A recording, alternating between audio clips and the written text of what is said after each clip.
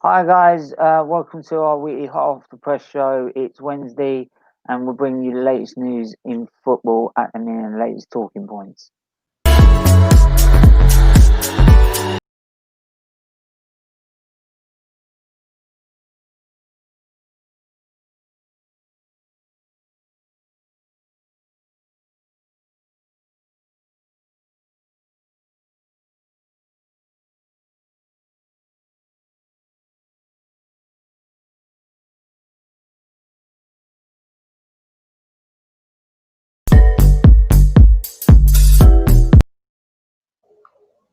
So already we got Charlie in the building. He's loving the music already. Yeah, just jamming to the music of your intro, bro. It's a catchy one. Yeah. Got used my 14-day free trial on Canva. Come up with that one. Got the So best of it, right? yeah, did the 14-day trial, and I was like, no, don't. um, Nice. um, yeah. How are you anyway? I'm good, mate. I'm good. Can't complain. Other than Arsenal, I can't complain about too many things. I'm doing good. How about yourself? Yeah, I'm pretty much the same. I will warn everyone as well at the minute. I've got hospital appointment tomorrow, and we don't know whether I'm going to be staying in hospital or out. So what I will do is I'll probably, if I get a good internet signal, then I'll be okay. But you can never tell with hospitals. So if I can't, then just check my socials, and you'll find out if I can't do a stream or not. So, but yeah, Everyone starts sending positive vibes now, so that everything works out pretty fast, and he can be back with us. yeah. Um, just don't send any more crap about Arsenal for a minute. That's not positive vibes nowadays, bro. No, man, not after last Sunday. Right, last Sunday, right. You said you like before I fell asleep halfway through the stream. I did, bro. I did. I was here from the get go, right? Like as I usually am when you have live. So I start the live with you. But yeah, about like 40 minutes in, a little before that, I started getting so sleepy. I opened my eyes and I noticed like I was about to fall asleep. So I turned off the camera. Shortly after that, I had to turn off the whole thing. And I slept. I woke up briefly. I left the stream because, well, why would I be there? Because I'm not participating. Then I started getting messages from you, from Matt, from United Football United TV. Sorry, Yeah, like where are you guys? Like where are you, Charlie? We're still live. And we were 3-0 down by that point. I was like, I can go back, right? I can go back. Gem is there, Prime is there, so I can go back to that live. I can be murdered by Chelsea fans, or I can, like commit suicide, slide my body parts, because that seems to be more pleasant. So I just decided to be chill, like just stay home quietly, watch a TV do you know show. what? I've got a surgeon who can do that if you really want it. I was just, yeah, mate. Like I don't want anything to do with football today. And by the way, Fluminense, my Brazilian team, we lost as well that day. So it was just a horrible footballing day for me in general. I just didn't want anything to do with it, mate. Not I kind of vanished for a couple of days after that as well. I needed some rest. Good. Anthony, how are you? I'm okay for the minute. Yeah, and the link is in the chat if anyone wants to come on, as always. And we're Yeah, still waiting haven't on. spoken to each other in a while, cousin. We shouldn't. Yeah, I mean, I'm still waiting on some people, right? But I'm hoping they will turn up. One of them has Marbles is on. How are you?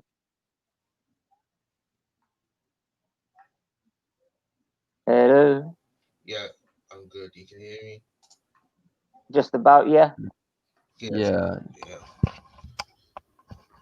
Yeah. Um, yeah. So we're just going over Arsenal's like shit show of a game against Aston Villa. What's your take on it?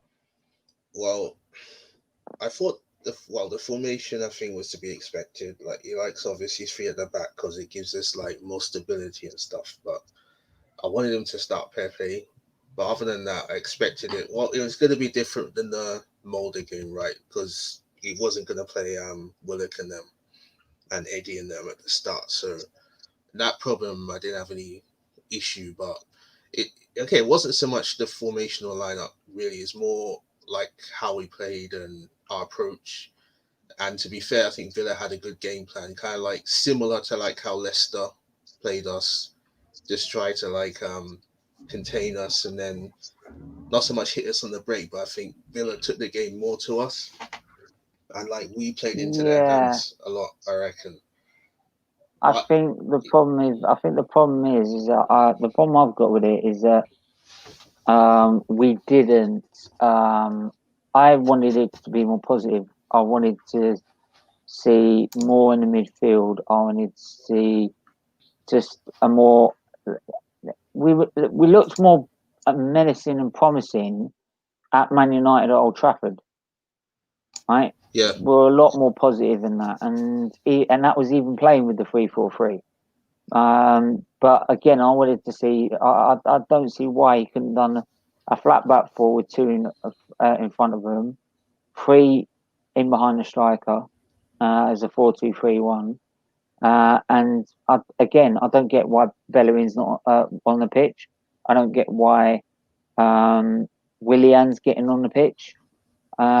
Just so many baffling decisions being made at the minute, and it's bringing a lot of questions. And today we're going to talk about managing under pressure at the minute, and I think he's probably going to start getting some pressure from Arsenal fans in a minute. Yeah, I He already agree. has. Yeah, some people are pressuring him already. Arteta out's pretty much trending. Yeah, because big up Liga, and obviously he's like big Arteta out. I'm not there yet, but if things continue the way they do, like say until Christmas, January, then yeah, I think a lot of other fans will be on the same like tune. Yeah. But the way I see it, as I say, I'm going to give him time to correct it because I think we are a bit too negative, and I think he needs to play Pepe more. Yeah, for sure. And Mate, play him. Go ahead. I'm sorry. That's all right. Yeah, and play more to Pepe's strengths. Like he gets too crowded out on wide. He needs to be more.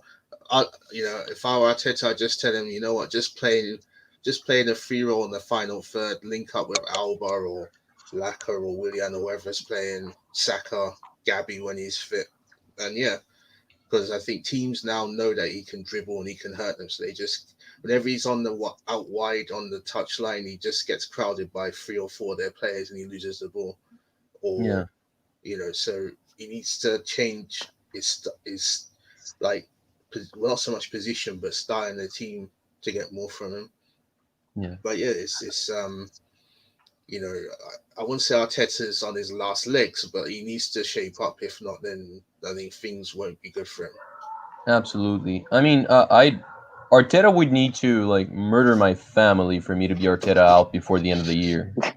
But just the problem with like I get complaining now, right? Like I get people criticizing Arteta. The thing is, people forget this, mate. Arsenal's probably like the 7th or 8th best squad in the league. So like Arteta's not underachieving that bad. It's just that he overachieved for a while, and we expected that to keep up. And he's still a very young manager. Like he's gonna make mistakes and all that, but our team is not that good. Of course, like I would start Pepe as well. Like I don't have an issue with a 72 million player with a Pepe coming off the bench, but you need to have like a hell of a starting squad for that, and we don't. Like him coming off the bench for Willian, who hasn't been performing this season, it doesn't make a lot of sense. The whole Bellerin thing, like he's probably our worst right back. It doesn't make sense for him to be starting. But the whole thing with Lee, just 1 second, mate. Lee started screaming Arteta out in the very beginning. Like he was very pessimistic from the very beginning. I love Lee, mate. I'm subscribed Well, to he his didn't channel. want it. He didn't even want him beforehand. Exactly. Like he was so pessimistic. He hates that word, right? But he was so negative from the very beginning that it's tough to take him seriously. Like a lot of people are gonna back him, of course, but he's not gonna be changing my mind because he just always had this same opinion. And when Arsenal does something, it doesn't seem to impress him whatsoever. So I don't know. I don't jump into Lee's wagon ever, not anymore. Yeah. Flawless. Oh, Flawless and Anthony, how are you? Not Yeah, too what's bad, going on? Steve, What's and you? going on? You lot good? Yeah, Yeah, cool. we're managing for now. Why? What's happening? What's going on? Oh yeah, you Right, lot we're just Arsenal fans, innit? That's what it is. yeah. Shut up. Yo, what happened? You lot were on top of the world last week and that. Life comes at you fast, innit? You know what I'm saying? Life comes at you quick and that. Yeah, me. Trust the process. No. I said to Realist when I was bantering him, this is like, watch you watch it, you will lose next week. It will flip. It'll be well reversed. But I think what happened was we beat a very average side in United and thought we beat a big club. And then we went to Villa like, yo, we're gonna win, but no, that's a better club than United. So yeah, we suffered. but Flawless, your take on I think you know that I think you want Solskjaer out, don't you?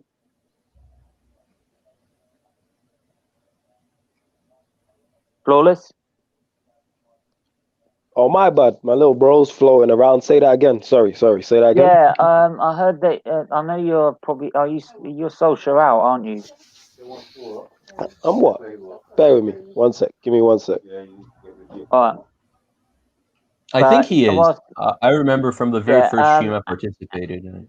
Anthony, we did that sort of reaction on Monday night. Yeah.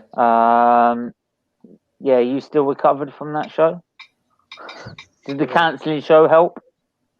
Well, I'm just glad I'm not glad the international break's here, but Arsenal does need a break, don't they? And Arteta does. So just Yeah, take go on. it easy. Sorry, my bad, Stephen. What did you say? My bad. Sorry. Yeah, I was just saying you're Solskjaer out, aren't you? So Oh yeah, I've been Ollie out for the longest. You know what I'm saying? Like this isn't nothing new. I've been Ollie out for over a year. It's like September 2019 or something like that. I think difference probably because everyone's sort of looking at it the same way with Arteta in it, especially how he's making really baffling decisions, and I feel that with Solskjaer it's more the inevitable, right? Yes. You know it's coming, right? But Yes. it's taking for ages. Will it be gone by Christmas? If the board want to actually sort of invest and try and get someone in January, then they have to. But I think with Arteta, he could turn it around. And I'm hoping he I does agree. during sort of the international break. He realises that we need to be more positive. I mean, playing 3-4-3 at home. You don't play 4. No. It's not 3-4-3. Let's like I like Arteta. I actually agree with you all bands aside. I think he's a good manager. He is very defensive, but that wasn't no 3-4-3. That was like a 9-1-0. Like let's put it into perspective. You know what I'm saying? That's what I'm saying. You shouldn't be that defensive against Villa. Yeah, I agree. At home, Mm-hmm. right? The whole Ollie thing, like I'm sure, like I know that Arteta is a better manager than Ollie, but United Oh yeah, has no better doubt. players. United has better players than Arsenal made. So the thing is that it's hilarious to me because I'm not a United supporter, so I don't want them to do well. Whenever Ollie's close to being sacked, he pulls like a good run of results. Yes. So Every he single saves time. himself. He gets a lifeline, and it's not because of him. It's because they have a lot of really talented players. Yeah. Do you know what very reminds good me? Do players, you know what mate. reminds me I of? don't like their defense, but their team is so much better than Arsenal's. But Arteta kind of like makes the gap smaller, or he even puts the same teams in the same levels because he's a better manager than Oli. That's my Marley. Yeah, opinion. Marley. What it Marley, reminds me you of. took it out, man. Go on, Steven. I mean, it reminds me of what Wenger used to do, right? You know, like the 2014 World FA Cup. He should have gone by then, at least. Yeah. Right. Mhm. And yet he won an FA Cup. Then he won it in the next year, and it was the FA Cup that was keeping him pretty much in the job. Yeah. So, and it is like every time he was on the brink of getting pushed out the door, he'd pull an FA Cup out the bag, right? And it just sort of papered over cracks. Yeah. That's a very good comparison. Well, yeah, Marley took the words out of my mouth. I've been saying this about Oli a lot. Like that's why I'm very critical of him. Is because of the talent Manchester United have. You should be getting more out of the squad. The tools that you have in the attack, especially the attacking talent you have at your disposal, you should be getting more out of it. How you have all these quality players in that if any other team had, they would get in. Like if you put Martial in any other team in the Premier League, even if you don't start in the first 11, he's an important squad player. That goes for Rashford, that goes for Pogba, that goes for Donny, that goes for Bruno, that goes for Greenwood, that goes for Cavani. So how you have all these men and can't get the best out of them in that? Like, how do you do this? That falls on the manager. You know what I'm saying? Yes, the squad isn't the best, but that falls on the manager. Yeah. Realist, you're on. How are you? Oh, good, bro. How are you, man? Yeah. Well, I've recovered from Sunday. Nah, I ain't. He's still That's why I'm devastated, going to Joe. the hospital, man. That's why. He's devastated, Joe. Ads, why do you sound like that? Like you guys didn't have a bad weekend. Whenever you say hi to Ads, he sounds like Ross from Friends. You know, hi, like all depressing. Like I don't get it. He's always like that. You know why that is, man? I've just had a very hard. What's that, Flawless? Had a really hard. He's had a hard day, but you know what it is as Manchester United. You know a bad result is just around the corner, and the only thing consistent about that team is that we're inconsistent. That's all it is. We could lose to West Brom and then beat somebody who we're not supposed to beat. Like you never know what you're gonna get with this team, and I think as Manchester United fans, we've accepted this. Well, you know what, mate. I'll ask both of you a question.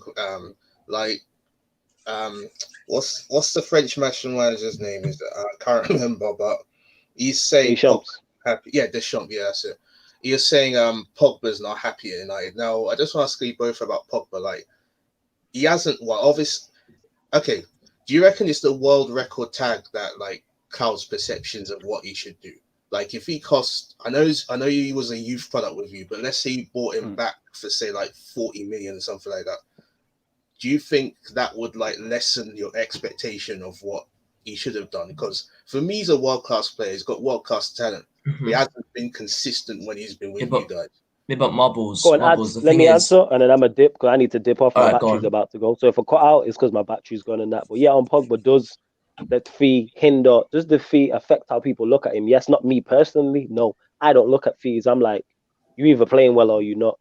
Yes, he doesn't help himself. He has been inconsistent 1,000%, but he's a quality player. No wonder he's happier playing for France. He's playing with better quality under a better manager in a better system that can get the most out of him. For France, he doesn't have to defend. They play even though they play him out of position, he plays next to Kante, and Matuidi plays on the left-hand side. Therefore, he has two players who are defensively doing his work, and he has a better defense behind him also. So, of course, he's going to be happier playing for France. No one's happy playing for Manchester. Nobody involved with Manchester United, don't matter if it's the players, the coaching staff, especially the fans. None of us are happy. We're not happy because we can see the whole load of shit that's going on. Go on, Ads. Flawless, I'm going to be honest, yeah. I know he's been inconsistent in that, but ever since Donny came to the club, I've seen a massive, it's like eyes have literally opened to like how many players we actually don't need in our team.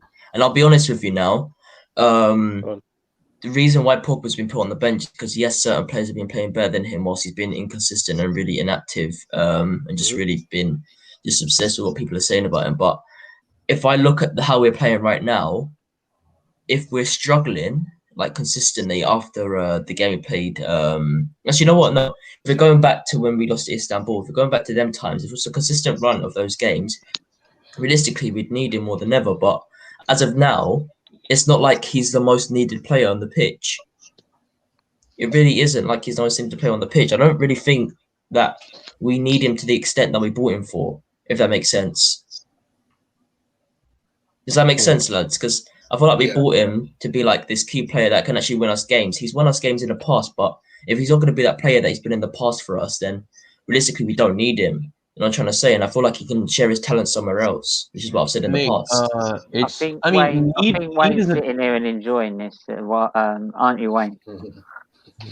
I think need it's a difficult word to use, right? Because like who Wayne, knows I'm talking to you, mate. It's rude.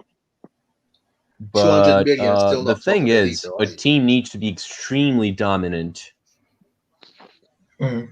Yeah. The problem is, Charlie, we're only dominant in certain areas. Like our midfield is the most dominant place right now, and has been for a while. It's not just because of Fred. It's because of Bruno, and it's because of how well players like McTominay have stepped up. I feel like obviously Fred and Bruno right now they're our two best players, and I feel like they are two of our best players as well. If you put them out the equation and add in the players when they're actually consistent, I just feel like people who hate on me for saying that Fred's been our best player this season, like the neutral fans, they'll say that. They'll hate on me for saying that, but I don't care. It's facts. The stats say otherwise, and I'm not. But yo, ads.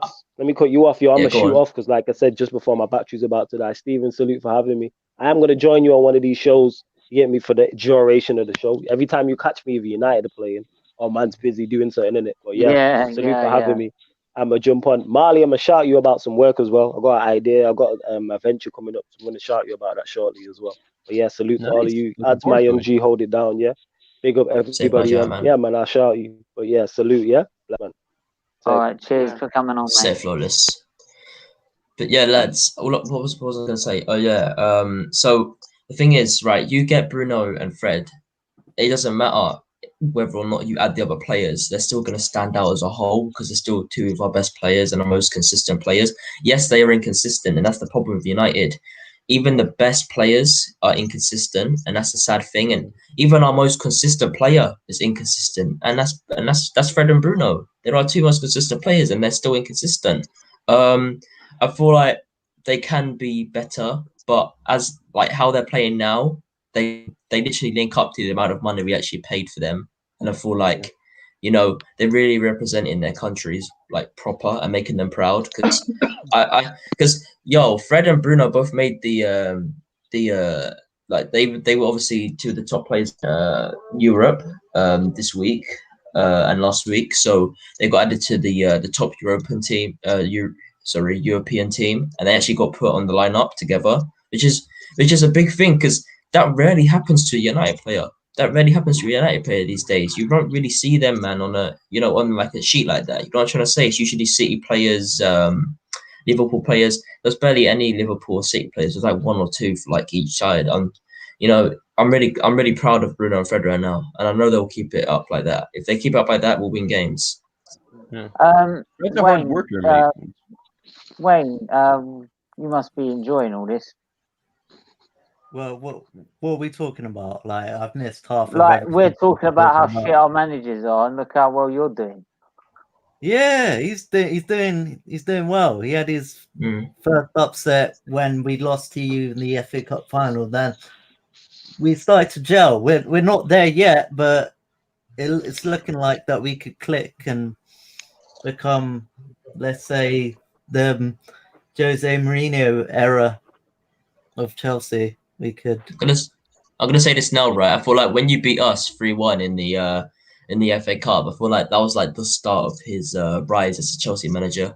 Yeah, because he started getting way more dominant scorelines. Way more dominant scorelines were happening, and the players.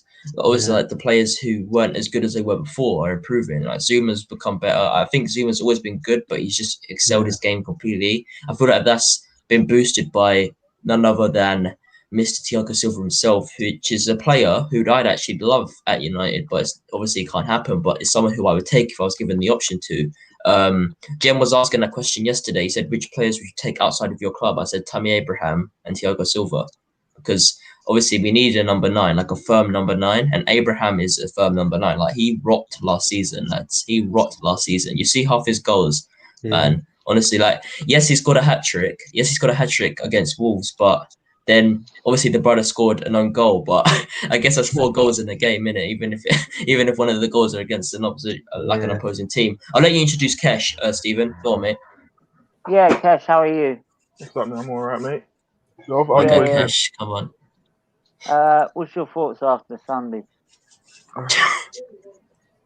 Disappointing, but I'm not disappointed like most Arsenal fans. So, like, before the season started, I prepared myself for these blips. So I'm mentally prepared for it. In terms of things I saw going on in the game, I feel there needs to be a big change come after the international break. I feel Arteta needs to get this little stigma out his head where he fears moving away from the system. He's got the immediate success from it, from going to the final of the FA Cup, winning it. So it's a manager that doesn't want to stray away from what's given him success. But at the same time, if it's not working, you've got to prove your worth in gold as a manager at the top level and show that you can come up with solutions to help. And now that's the crossroad that we're at now. So we need to get back to the basics. I feel the system that we're playing, like everyone's saying the defensive manager, but the system that he's playing is not meant to be so defensive. As I said before, I feel that this system is just too complicated for certain individuals in this team because it's a system that's meant to change. It doesn't just stay as a back 3 or back 5. It's meant to change in transition. But to play such a system, I feel you've got to be very intelligent. You've got, I don't know, like you've got to have some wits about you in this team as individuals to play this formation. So we need to get back to the basics. Play 4-2-3-1. I do feel though, Kesh. I mean, playing this system, I don't feel you should be doing this at home against Aston Villa. You should be a lot more positive. But you can say that. A lot more on the front foot than that. The thing is, you can say that though because it's a system that Guardiola's used, but it's not been this defensive before. It's an hybrid system. It's just meant to change. But then it's quite easy Guardiola that's using that system because it's at Man City, but we're not Man City. Exactly, that's exactly the point I'm getting to. I don't feel we've got the quality, and I don't think he's going to be provided that transfer window. He's going to go and get this, that, and say, "Oh yeah, here we go." And then we concede in the first 40 seconds, and he doesn't realise. In what was worrying throughout that game is that he's not realising that there's something wrong. Yeah, he should have been very proactive.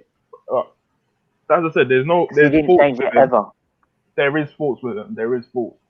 But when he first came in, he wasn't playing the system. So I don't know why he's not. Can I just say to go away from that system? Can I just say something, Kesh, and just to all of you guys who are Arsenal fans? This is factual, and I'm sure you guys know this. But when you guys play with that formation, it really does single out certain players, like the really bad ones who've been really consistent. Like it's like you have 9 players at time, like you start with 9 players basically, because Bellerin ain't gonna do nothing for you. He should have been binned like after 2015, which is when he had that was his, in my opinion, that's his best season, and that was an inconsistent season as well. It's like he's never been an Arsenal player. But that's the thing, we picked Bellerin over frigging Maitland-Niles. Why? I feel bad for Ainsley. I feel bad for Ainsley You know what I'll say? Because Arteta's someone. Go on, Kesh. Sorry, mate. I don't necessarily feel it was Arteta's decision for Ainsley to stay. But I know a lot of fans are saying, but you ought to stay, so why is he not playing? I don't think it's that. I think other people had a decision in that. And when people say, all right, cool, a lot of people say Arteta needs 4 to 5 windows, before this Arsenal squad can challenge for the title. But there's no logic in that because every other team is going to be improving at the same time. So this is where I say we wasn't back, because if you're trying to go places, 2 signing is not enough. Yeah, you're right. You've got to make that march. Yeah. And it's not about how many. And another thing is as well, fans seem to look at it and say, oh, Arsenal was back. We spent the most last season as well. But when you look at that, no one else spent. Yeah. So we're comparing what other clubs are doing. That's not the way you should be looking at it. You should be going about our business and knowing what we need to do. and being proactive, not comparing to what people think. Oh, they're not spending down the road, so yeah, we're doing a good job. We're not doing a good job when we come to recruiting and using our windows wisely. Because we added 2 signings this season when we know we needed 5. So next window, when we go and add another 2 players, other clubs are going to be added to their squad as well. So we're still going to constantly be behind. We've got to make that jump. We've got to make that major jump. You say we needed 5 before the transfer window. I feel like we need 7 now, so we probably needed 9 back then. Because we we need to replace Bellerin. We need an old lineup, Exactly. And people say it's not realistic. It is realistic because in my last podcast we were just talking, and the person pointed out Inter Milan and another team went and signed 21 players. I'm not saying we need to do that because obviously, like, how many of those players are really good enough that you're signing? But be realistic. There's a lot of players in the starting 11 who would not get into other teams' starting 11, and those are the teams that we're chasing. So if they can't get into their starting 11, how do you expect that this quality is meant to make that jump above them? That's the thing, right? Like a lot of things are disguised in Arsenal. Like, for example, some people are gonna say Lacazette is over criticized, like he doesn't deserve the criticism he gets. Sure, he doesn't deserve that criticism if you're chasing top 6. Yeah. If you actually want to be a big club who wants to win titles, no, Lacazette's not good enough, mate. Just like Xhaka's not good enough, Bellerin is so far from good enough. Kolasinac, I have no idea how that motherfucker makes money playing football. I don't know. I don't get it. There are people starving everywhere in the world, and that motherfucker is making like 100,000 a week playing football. What? That's mind blowing. That dude is horrible. You think about that as 300. There's someone who earns 350 grand for playing a PS4. But he was once great, right? That's the thing. Like, Kolasinac was always shit. No. Ozil. Really? He had one good season, and that was it, really. Looking it back, it wasn't really. Was it really? I mean, mate, when you get a player like Cristiano Ronaldo saying Ozil made me the best attacker in the world, like, you get some respect, you know. But nowadays, Ozil is definitely shit.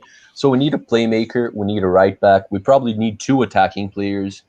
We definitely need a backup for Tierney because we don't want to play Saka in the defense. We need a center back to partner G-Mag because Saliba is young and David Luiz is. I think that's the main thing. We need to replace Ozil. We want to play the more attacking 4-3-3 or 4-2-3-1, whatever you want to call it. Right? We would need to replace Ozil with a top quality CAM behind the striker. What I would say is as well, because I saw a lot of fans get carried away with this El Neni Pirlo, and I said no. Oh my God! Do not disrespect Pirlo. Do not let one game. Listen, this player has been at Arsenal for so long, and we wanted him out. Apparently, they compared him to Patrick Vieira. Listen, this guy doesn't come close to these players. He doesn't come close to them. Like, us signing Partey alone, and even when you look at Ceballos as well, like, I'm not gonna say, man, Madrid don't get rid of a player if they're good enough, and they're sending them out on loan. And I've always hated loan system. I think if you're a big club, loans you should not do loans. Loans you should not do because it comes down to a thing where players feel like they're doing you a favor. They come into your team and feel like they're doing you a favor. They don't perform the way they should be. You know what Aston Villa showed, right? Especially in the second half. What happens when you take Partey off and leave El Neni on?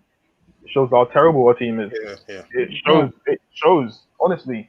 You know what I mean? So to play devil's advocate though, Coutinho went to Bayern on loan. Obviously, they're a big club, so it can work. But the thing with Ceballos is that I get why we have him, or why we've loaned him for 2 seasons now. Now that he's supposed to be like a creative number 8, but I think, I don't know, he's given just a few glimpses here and there. There was that Burnley game last season where he was very good, but he dropped off, and he did well in the FA Cup run, but for me, he hasn't really added much in a creative presence. So, but also, the thing with right back, I agree, Bellerin may not be the future, but again, he has got in the Spain squad again, and I think he's been okay this season, but I think I think the pressing thing at the moment probably is still to improve the defense, because I know Saliba's still young, but he's just potential. I think some of our fans go overboard when they say, "Oh, he's the next centre back Mbappe," and all this nonsense. But he may have he may get to that level, but for the moment we don't know. Luis, I think this has to be his last season. Yeah, he's done okay, but that's like 30% of the time he's not the answer. He's gonna be here next season, Marbles. I can tell you that. He's gonna be here. Well, he shouldn't be. I mean, I agree with you. He shouldn't be, but when you stop to think about the fact that we're going to be losing so many experienced players in one go, I can totally see David Luiz staying. And Bellerin has been getting better, mate. The thing is, he hasn't gotten to the level we need yet. And I know, like, Spain is like historically a decent national team, but they haven't been that good. Like, making it to the Spanish squad isn't that like, woo. So yeah, true. I don't know, man. I still like right now the main player I'd go after is Szoboszlai, because he can do that cam position. He can do like sort of a job defensively as well. And if we want to, we can play him at the left wing position as well. So those are a bunch of positions we need reinforcing, and he cost like 30 million. In terms of the Bellerin situation, like this call-up of Spain, it's in the back of my head. Like, I don't even look at it and think it's achievement, because if you look at the way Bellerin's performed, he's cost us at least 3 to 4 goals this season. Like, I see people saying he's improved and everything, but he's not improved. Are you being real? For real? How can someone improve when Nketiah's covering the guy who ends up crossing it because that's Villa, right? And Bellerin's not even the same fucking picture. No, once a game. Once a game, he goes on an impressive run. It's one of those. He's not near the line. He's so far fucking from the defensive line. It's unreal, mate. If you saw what Grealish done to him, a player of playing for Arsenal, you expect a lot better than that. Like, you don't get bounced off like that. That is like an under 21 player coming up and you say, you know what? He's just a kid. He's just learning the game. That shouldn't happen as a senior pro. That's something that would happen to me.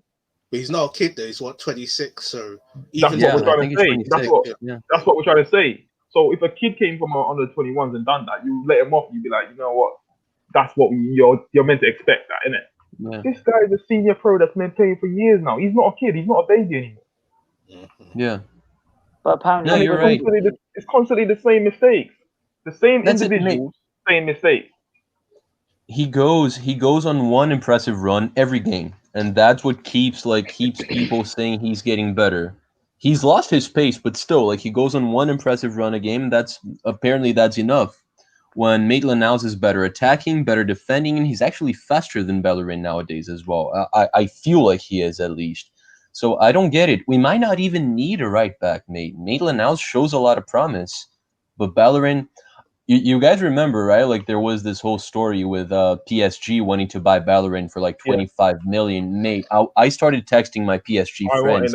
Yo, best right back I've ever seen at Arsenal. Just take him. He's gonna do miracles for you guys. You know what it is? PSG didn't want him to buy him. They wanted to take him on loan before they actually committed to buy him.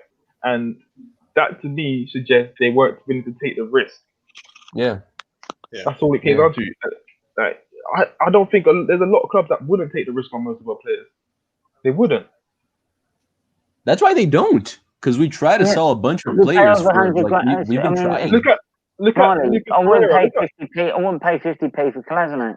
Look at Lucas Torreira.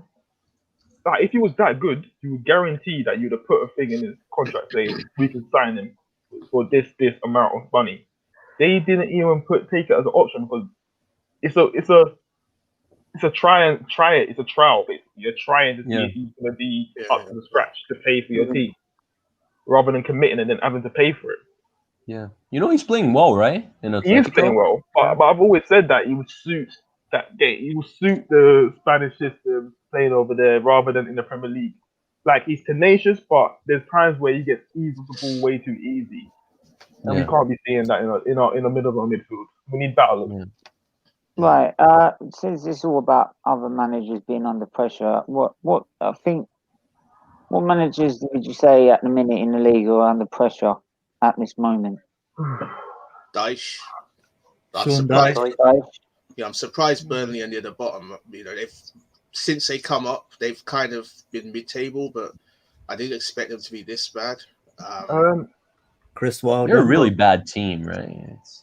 The thing is with Burnley, yeah, like they always seem to pull it out the bag though. Like I'm not even worried. Out of all the teams, that's probably one of the least teams I'm worried about not surviving, because they know how to fight. That's their mentality. They know how to fight. In terms, probably Chris Wilder, but he's got credit in the bank. I wouldn't go to say that you should sack him so early. People think Ollie's under pressure. Ollie's not under pressure. I promise you. Yeah, he's not. He's not. He's not under pressure. They're not going to sack him. I promise you that. You know what? I'll say though, Kesh, you're right. I hope they don't. No, Marley, listen. Kesh is right. He's not under pressure, but realistically, the only thing I'd say is under pressure is the hate he's gonna receive about not starting Donny. Yeah. That's all I'm gonna say. But the thing is, I was just all right. I'm not gonna bait any names, right? I'm not gonna bait any names because I've had enough trouble already. Yeah, but listen, I was just that Cavani would be a good option for Arsenal in the summer. For the transfer window. I don't know how that's a good option, because the thing is, you guys don't need to work on your attack. You guys need to work on your midfield and your defense first before you start talking about your attack, right? Second of all, what are Arsenal going to give to Cavani that they haven't given? That they have given to Lacazette and Aubameyang. You know what I'm trying to say? Because it's only in recent times that Aubameyang realistically got, a good impression off the board as well as the manager. Because it's like half the players in that team. Well, actually, no, most of the players in that team have been there since Wenger was there. You know what I'm trying to say, bro? And this is the problem, and that's what I saw in that game. What can Arsenal give? I saw in that game. I saw the same. Let's all down the tools. Let's all just fucking give in. Weak. It really was. Yeah, I made DT completely right on his fan cam. Right, it's exactly like Wenger. What? Let's all down. What I'm trying to say though, Is that where we are right now? Are you just recycling Twitter posts on us now? Wait, what? No, because you made a very similar post about Cavani on. I follow you on Twitter, bro. You're my man. Yeah, but bro, I'm bringing that statement to the table. I just don't understand how people can be so stupid. You know what I'm trying to say? Why would you guys need Cavani, and what are you guys gonna give to him? You know what I'm trying to say? Winger. We don't need another striker. You guys need a left winger, and I feel like someone to say, yeah, you guys need Cavani. It would have been a good shout. He's not a good shout. It's a horrible shout. Any striker for you guys is a horrible shout. You guys don't need a striker. No. We do need a striker. Look, the only reason, if you're going to do a direct swap with Lacazette, then fine. But for me, I would want Martial. I would love Sackett off Martial. One second, lads. I didn't get to finish. It sounded like I was saying you guys don't need a striker. You don't need. What I'm trying to say is you don't need a striker that's only going to be at your club for 1-2 years, 1-2 seasons. Oh, okay. That's what I'm saying. That's a good point. Why would you guys need 30-year-old? Yeah, of course. I'm really happy he brought that up, because not too long ago I said that need is a complicated word to use, and I felt like an asshole. I was like, why did you say that, Charlie? But now it's perfect, right? Because again, same thing. Like, need is a complicated word to use, because Cavani could probably outscore Lacazette. I think he has outscored Lacazette for most of his career, and you can't argue that Cavani would be a better number 9 coming off the bench than Nketiah, right? Like, he's more dangerous. He would. Sure. Yeah. He would. He's not someone that it would make sense for us to go after now, because we also have Oba, who can play as a number 9, and Martinelli as well. Like, it wouldn't make sense. By the way, Ads, I'm very disappointed in your performance. What performance? Like, that's after after last week, I was giving you so much banter about beating Man United. Yeah. Yeah, I was disappointed you didn't give us all this stick about losing to Aston Villa. Yeah, bro. The thing is, lads,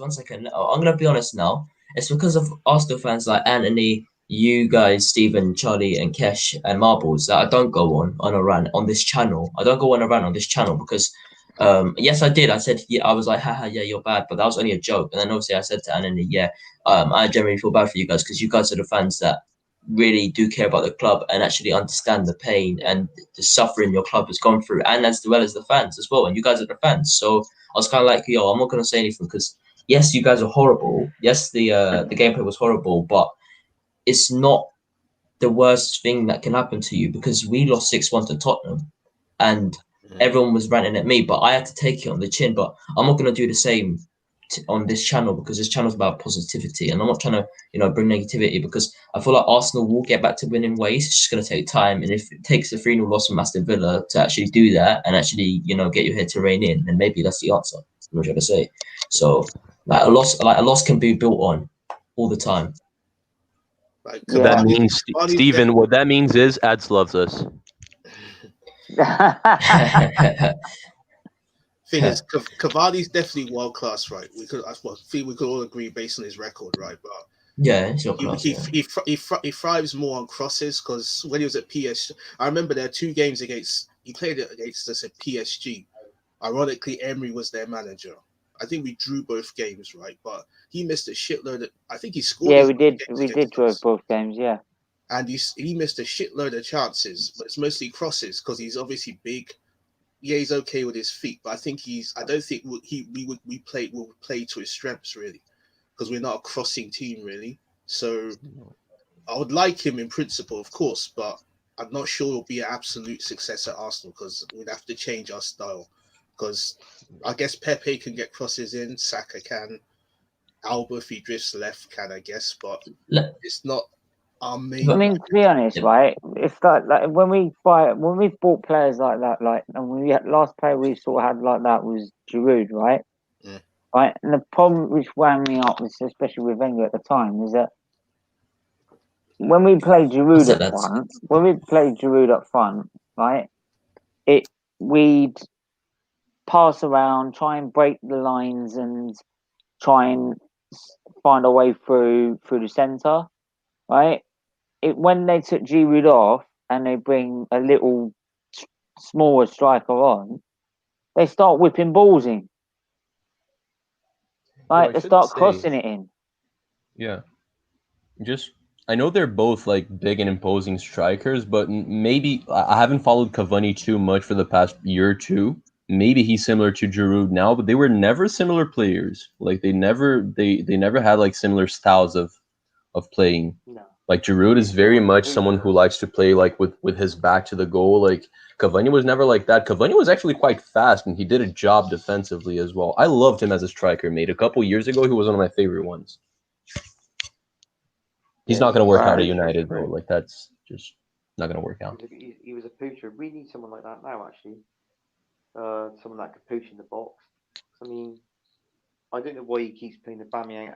I hate him when he's out on the left. I keep saying it. Why play him out on the left? He's a striker you want in the box. Do you know what? Like the box. Do you know what? Honestly, right, I'm going to do this now.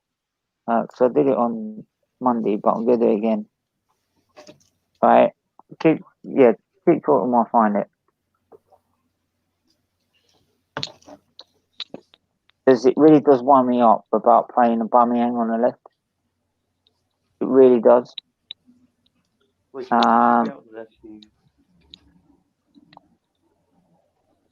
So, yeah. This is me being all bad. So, yeah, if we share that, share screen. Right. Now, that's the sort of thing I would want to see. Yeah, that's the ball. Right. Mm-hmm. But Aubameyang will play up front, Saka there, Pepe there. That is where we have the problem because there's no Ozil. Partey and Ceballos, Tierney, Louise or Holding, Gabriel, and Maitland-Niles. With obviously Leather in goal. That's good. Mate, like, we're so short in creativity, and William's been so shitty that I'd literally play, because he's coming back, right? So I'd alternate Martinelli and Aubameyang, like playing left and playing mid, and I'd play Saka as a number 10, mate. Yeah, that's the thing. We should, yeah. I mean, that's a good thing. It's a good shout as well. If Martinelli comes back as well, I think, to be honest, he'd be more of a backup striker. Yeah. Because I don't think. Well, it's still like Lacazette having is one gonna be a striker like backup. Lacazette, so. Well, it's like, well, if you're going to play Aubameyang up front, you play the one up front. And then when Martinelli comes back, you got your backup. Oh, no, of course you got not. Your It's backup then, aren't you? So, you know, if we did sell Lacazette, it wouldn't be that bad. No. I'd sell Lacazette and Nketiah, mate, if that meant we got someone really promising, like an Edward, like a Holland, like a Daka, someone like that. I wouldn't mind it whatsoever. We have Balogun as well. I mean, that's the thing as well. Is that a Balogun? What do you think he should be getting a chance now? Well, especially since Nketiah has had so many chances. Well, he's been tearing it up in the under 23s, so I haven't ever seen him in the 23s, but you know, yeah. Well, why not give him a chance? Yeah, because Eddie, the thing with Eddie is that he gets in positions, but his finishing is very poor. And I don't know. He's another thing with Eddie. Yeah, I'll say it and I'll say it again. I think he's good enough, but he's just not good enough to play for Arsenal. He's for instance, a team that's mid-table and below. And with Eddie, he's more of a poacher. He's more of a sort of striker you play with a target man rather than on his own. Because he hasn't got the hold-up play. He hasn't got the ability to bring people into play. Yeah, just say something though, Kish. No. It's not the system. Because I've seen Eddie play in a good enough system to get goals. But his profile does not suit the way, for instance, even if Arteta was to change to a 4-2-3-1, he doesn't suit him because he doesn't make those sort of runs and he's not able to bring people into play. He's one of those guys who you whip crosses in the box, but low crosses, he creates chances that he can run onto and he picks up off the scraps. He reminds me a lot of Gabriel Jesus from City. I think they're very similar players, but Jesus is better, of course. But I think they're very similar players in style. Can I just say something though? I just want to, Marbles. I want to touch base on what you said. You said that he's dominating and the under 23s or whatever like that. Yeah, but Man United said the same thing about Brandon Williams, and in my opinion, he's shit. Right, before you go on, I'm going to share this. We are up to 751 quid. Right, and we are trying to reach the other 25%. So I will put the link in the chat. If everyone could donate what they can to this cause, it'd be so much appreciated.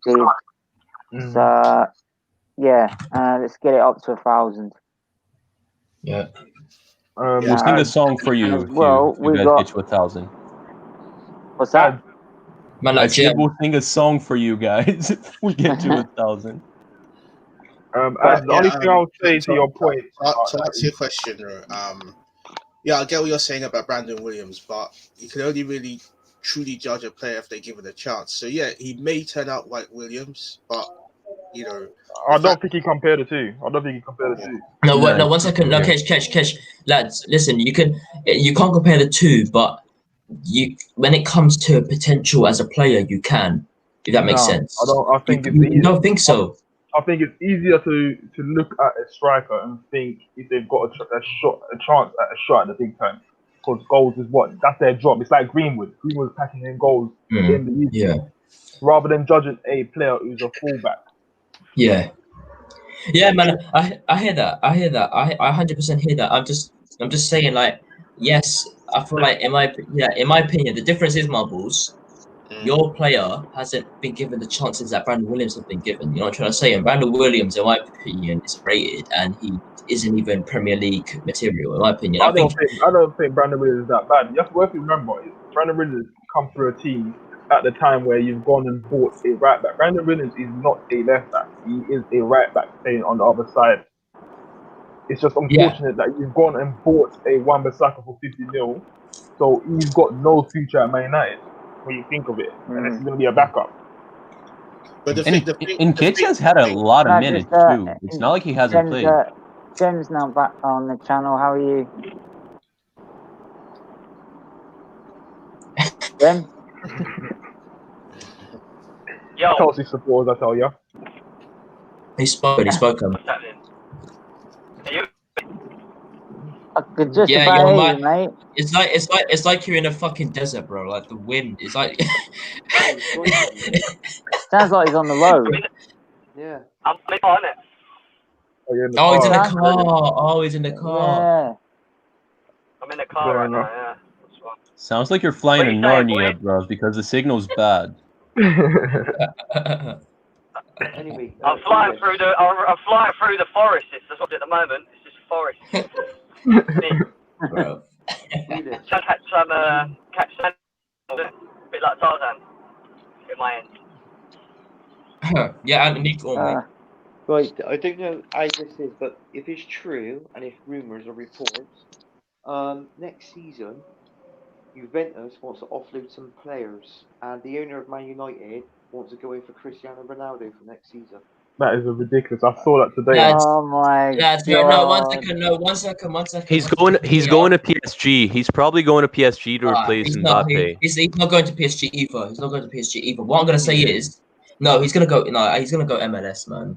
It's pretty clear he's gonna go MLS. Already? No, I don't think it is. That's not Ronaldo's mentality. Hear me out. Why would he rather go to France over his old club? And if he doesn't, I know he's not going to go to Paris. He won't go to Paris. But 1 second, let me say one thing. That my reaction to what you said, and then yes, I was watching a few videos on that. I saw the report. I was kind of like, please just shut the fuck up and just stop. Don't try to gas up younger fans, like people who are like at a really immature age who would just believe, Ronaldo has an opportunity to come to United. They're saying he has a massive chance to come to United. Does he really? No, he doesn't. It doesn't matter. It doesn't matter if you say he has a big chance, because he doesn't. Because for one, obviously, in my opinion, would I take him on? Yes, I would, but he would only. But no, 1 second. Hear me out, Lokesh. The reason I wouldn't is because he'd only be like Cavani. He'd only be there for a few seasons and then he'd move on. That's what I'm trying to say. And what use is he gonna? And I'll say it again, Kesh. I'll say it again. What are we gonna give to him that we've given to Martial? It's not even just that. I just think it's not football. You wouldn't be bringing him for football reasons. You're bringing him for commercial reasons. I was going to say the Glazers would do it. Yes, exactly what Kesh. They would do it. Just for it feels like. Sorry, it feels like when we bought Henry on loan for a few months. Yeah, right? And everyone got hyped about like having Henry back for a few months, and we're like, it's in the past now. It's finished. And let's understand, I'm not one of the people that are getting gassed and actually want him at the club, because I don't think we'd use him right, and it would just fuck up his legacy completely. That's all I'm saying. I think it is a possibility, because even before the season kicked off, there was a rumor that Juventus want to get him off a wage bill, but their wage bill right now is very high. And Pirlo is now the new manager, and I'm sure he's looking at this squad and thinking, I need to rebuild it, because Serie A right now is actually catching up to them. There's a lot of teams that AC Milan are trying to return right now. It's not like a few years ago where Juventus was storming that league.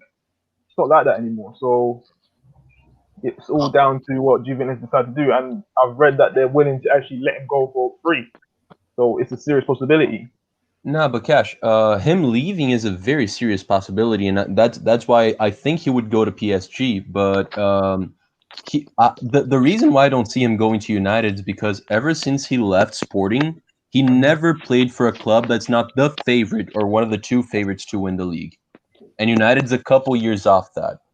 He Yeah, works on his but- CV, on his curriculum, bruv. That's why he went to Juve. Otherwise, why would he leave Real?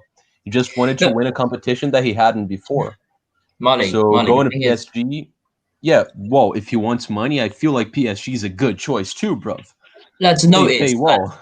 Please notice the pattern here. Both Manchester teams have gassed up a big signing with the two best players in the world.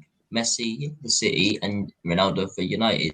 They make no sense. The signings, in my opinion, make no sense. And they were never going to happen. You know what, Kesh? So tell you something, though. I'll tell you all of this, lads. In my opinion, for them to dash this out, in my opinion, is a disgrace. Only for one, because the young fans will be fooled. And number two, it's never going to happen anyway. So why would you, raise the hopes of fans who want him back at the club? I'm not trying to say it's not going to happen. City, it's not going to happen. Ronaldo for United, they make no sense. The signings, in my opinion, make no sense, and they were never going to happen. Hang on, who's this? Not Matt. I'll tell you all of this, lads. In my opinion, for them to dash this out, what?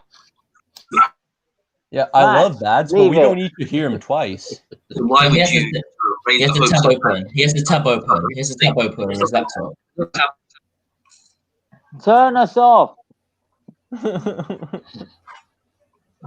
But I think it's too soon for him to go to the MLS. In my opinion. I don't want to hear Ad's opinion anymore, right? Yeah, twice? Come on, that's enough. Thing is, whoever he joined in the Premier League, he would score goals. He's far. Ronaldo's far from dead, so he will. Yeah, exactly. I'm not saying. I don't think he's saying he's dead. It's just probably where he's going to go, and why would I don't see him going back to United. To be honest, I don't see it. Me neither. Right, Matt, what do you think? I think it's a bloody good thing. We got Cavani on a really long contract. It's not just 1 year; it could be like 2 years. Ronaldo, Pogba wants to go back to Juventus.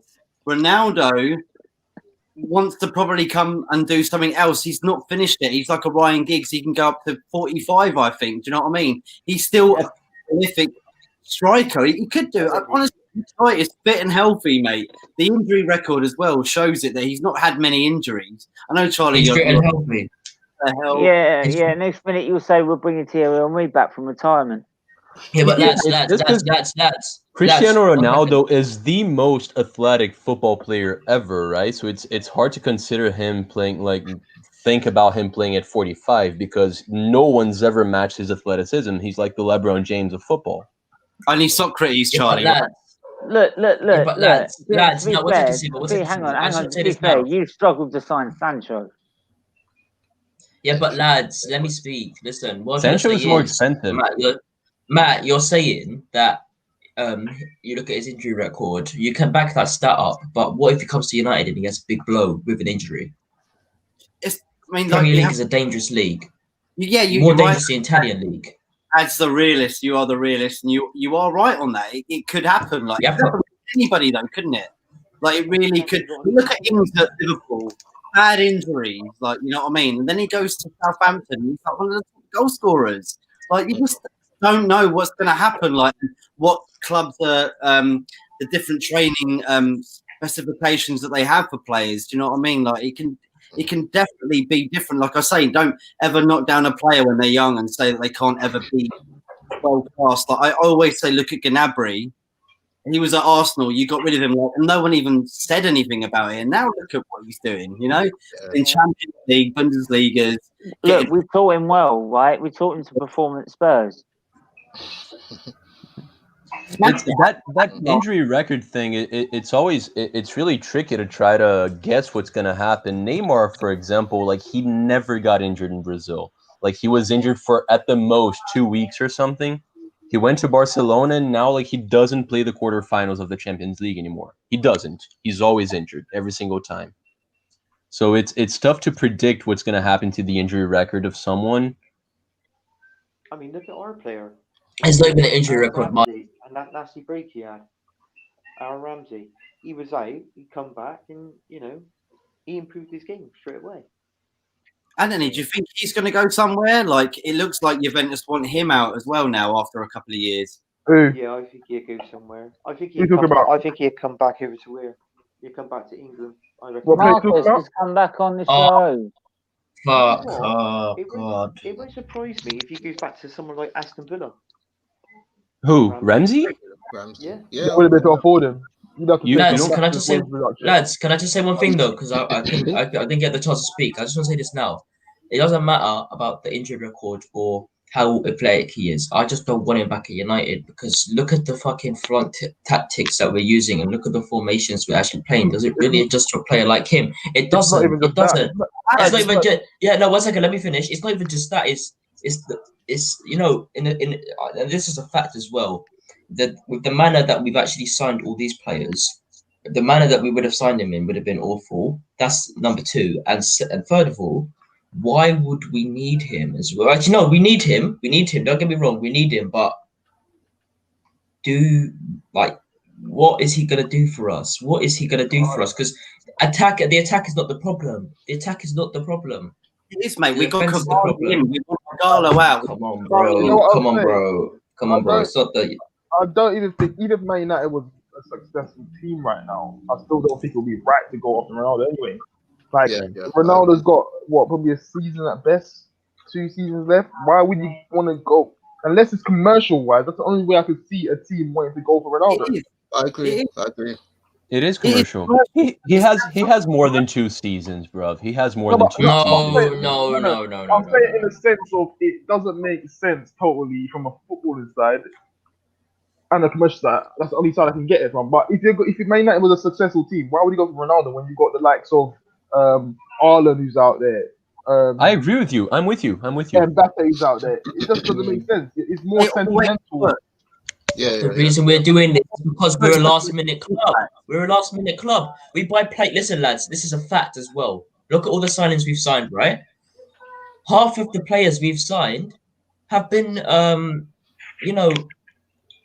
end of career players. Like Agallo won't be playing. Like he'll have one more season in China and then he'll be off. He'll literally be on his break. Cavani, he'll have like 1 or 2 seasons left with us, right?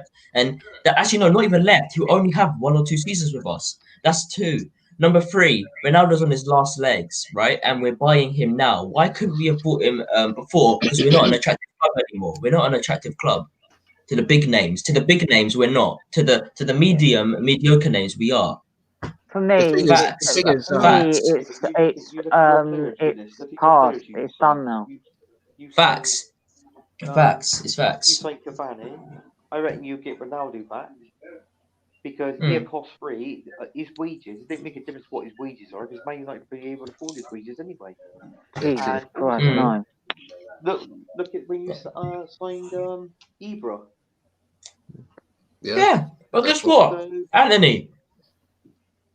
Don't get me wrong, brother. I completely agree with you. But the thing with Ibrahimovic, like I said before, and we all agree, it's certain players who are big names, and they've kind of passed their prime in recent years. But it's players like Balotelli and Ibrahimovic who move from club to club, but they still have like they're pushing. Like I know Balotelli is like only 30, but I can't see him stopping now. I can actually see him going to the lengths of like 32, 33 because they are talented players. Even at their age, they're still talented, but they're kind of players who slightly flunked their careers, if that makes sense. They did slightly flunk their career. Like Ibrahimovic wasn't the best at United.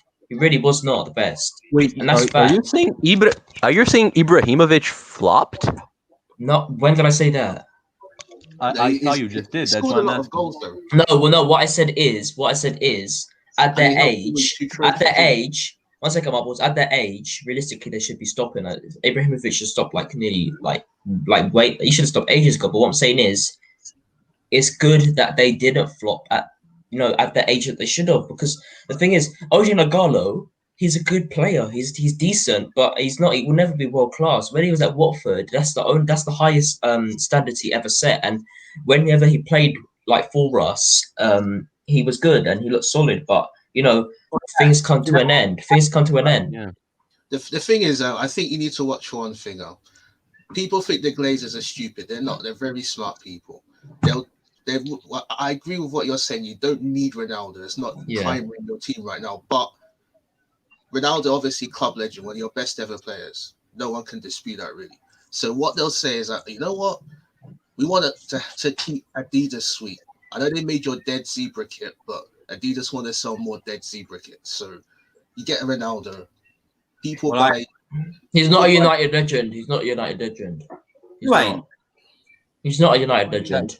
Oh. He, no, 1 second. Hear me out. Hear me out. Hear me out. No, 1 second. I'm 1 second. right. Right.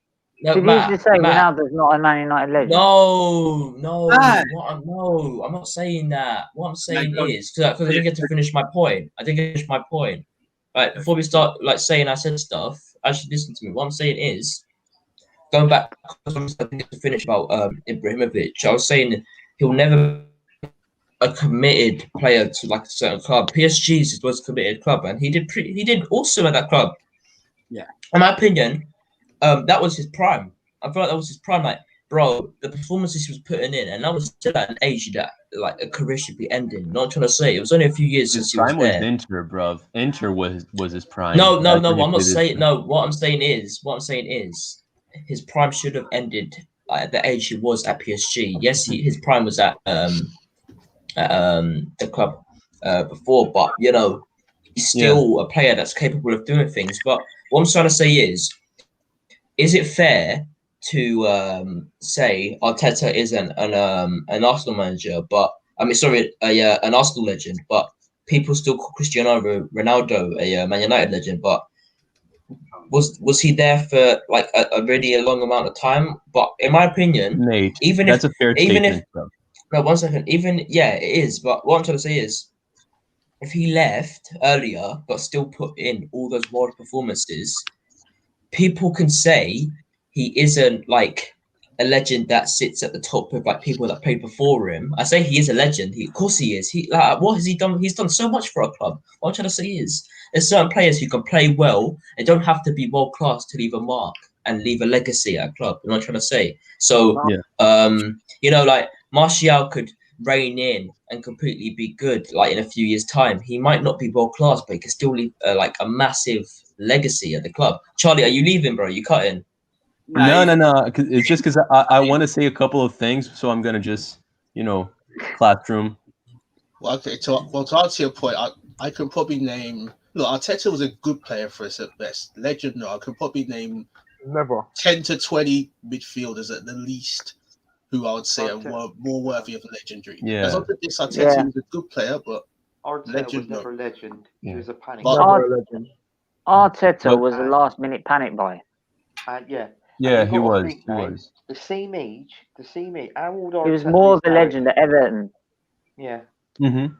The age that Arteta is now is 38, right? He retired a year before that, and that was Dennis Bergkamp.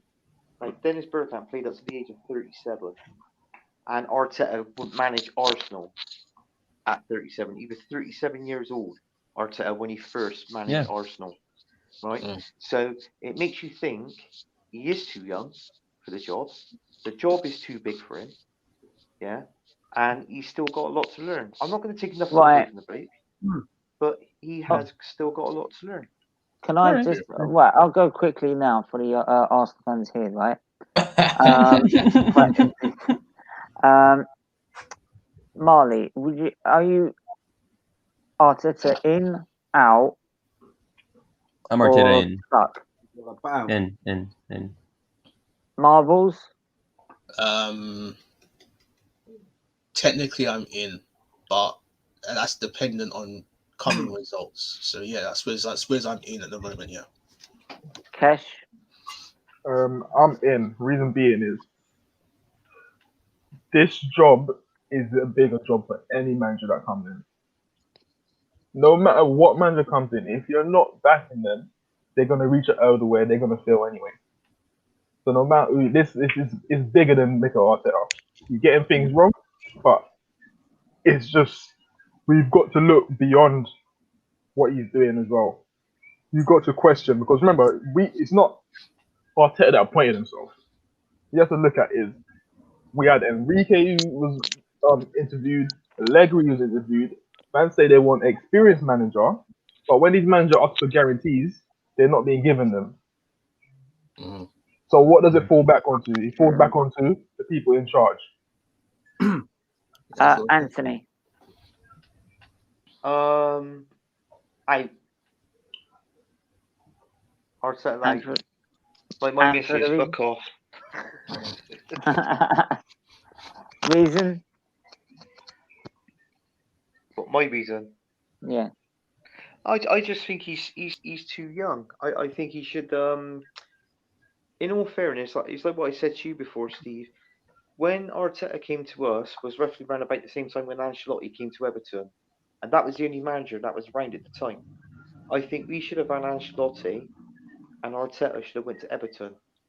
When Ancelotti retired, if Arteta did a good job at Everton, then we should have appointed Arteta after. Because he get a bit of experience under your belt, right, you know?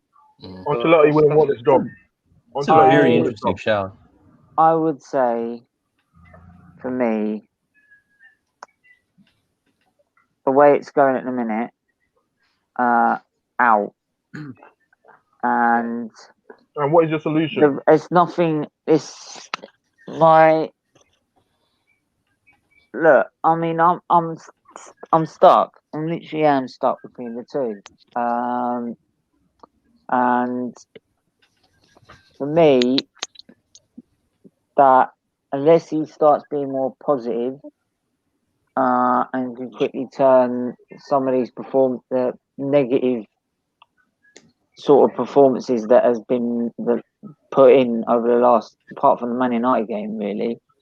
I don't see how things are going to improve. And especially if he's going to make these baffling decisions with the squad. Yo, Dre, will be I on in got 5 something to minutes. say.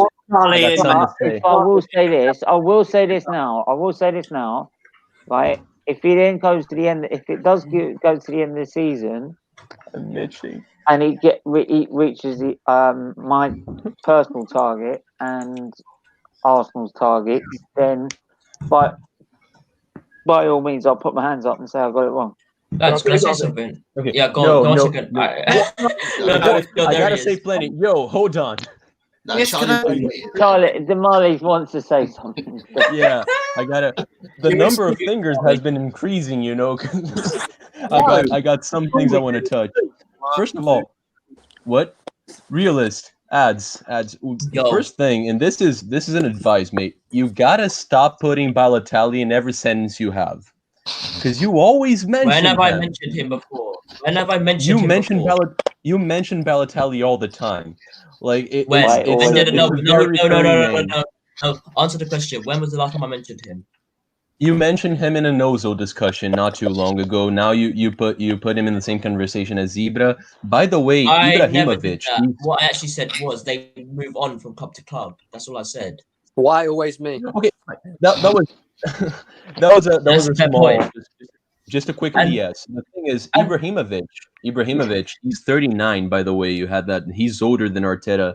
He still averages like a goal a game, pretty much. I think he has like 18 and 23. He's still a very good striker, mate, and the age hasn't bothered him as much. But I wanted to talk to my cousin here, Anthony. Ramsey going to Villa would be weird because he's paid like 400,000 a week. Like, he's one of the top 15 paid players in the world, so I don't see him going to a team like Villa because he'd have to have like a 120% pay cut or something. Mm-hmm. Sorry, that makes no sense. So 60% pay cut.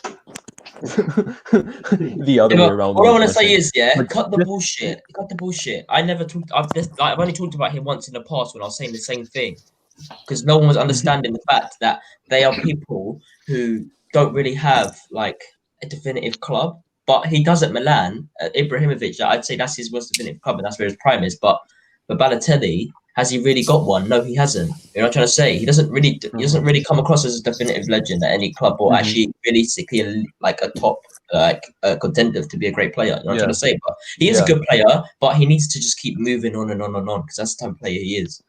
But just one last thing, guys, for like to finish my monologue here.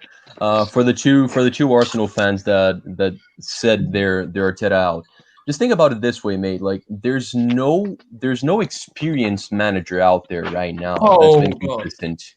No one has been consistent. Not even Klopp and Pep, like the two managers that everyone knows are the best in the world right now. Like no one's showing consistency. So who would you replace him with? Who said Like you don't Arteta have. out? They said Arteta out. Yeah, Steven and Who? Anthony. Steven and Oh Anthony. no! Oh, okay. Fair Yeah, enough. no, not you, mate. I know you back Arteta, which is weird to say, but No, I don't know. He's a caretaker manager. I don't back him. I don't think he is. I think I he don't shows back more him. promise than that. Marley. When I say Arteta out, I don't say it with like I'm certain. Right? Yeah. It's very, very, very, very sort of depending if he comes back in the international break and he's more positive, if he makes the right decisions, picks the right lineup, and starts getting us a consistent run of games, right? Yeah. Then by all means, right? He said, "Fine, you've shown that you can adapt and change and fix your problems." If he's going to stick to what he's doing at the minute, which is constantly sticking with this negative sort of approach, and sort of be like with what Wenger used to be, so stubborn that he wouldn't change it and never go from a plan B or anything like that. If that starts to happen, then that's where I'll just have to go, no, it's not going to be right. You know what? My honest opinion on Mikel Arteta is this. I think that he's a talented manager, but I think that he's come to Arsenal at the wrong point of his career. I think that he's come too early. I think he should have gone to somewhere else before he came to a big top 6 club. So that's why I'm worried that he's not going to adapt. Yeah, you missed it because Anthony actually raised something really interesting. Sorry, go ahead, Cash. I'm going to say, it's entitled fans. It's fans like us who felt so entitled to want Wenger out.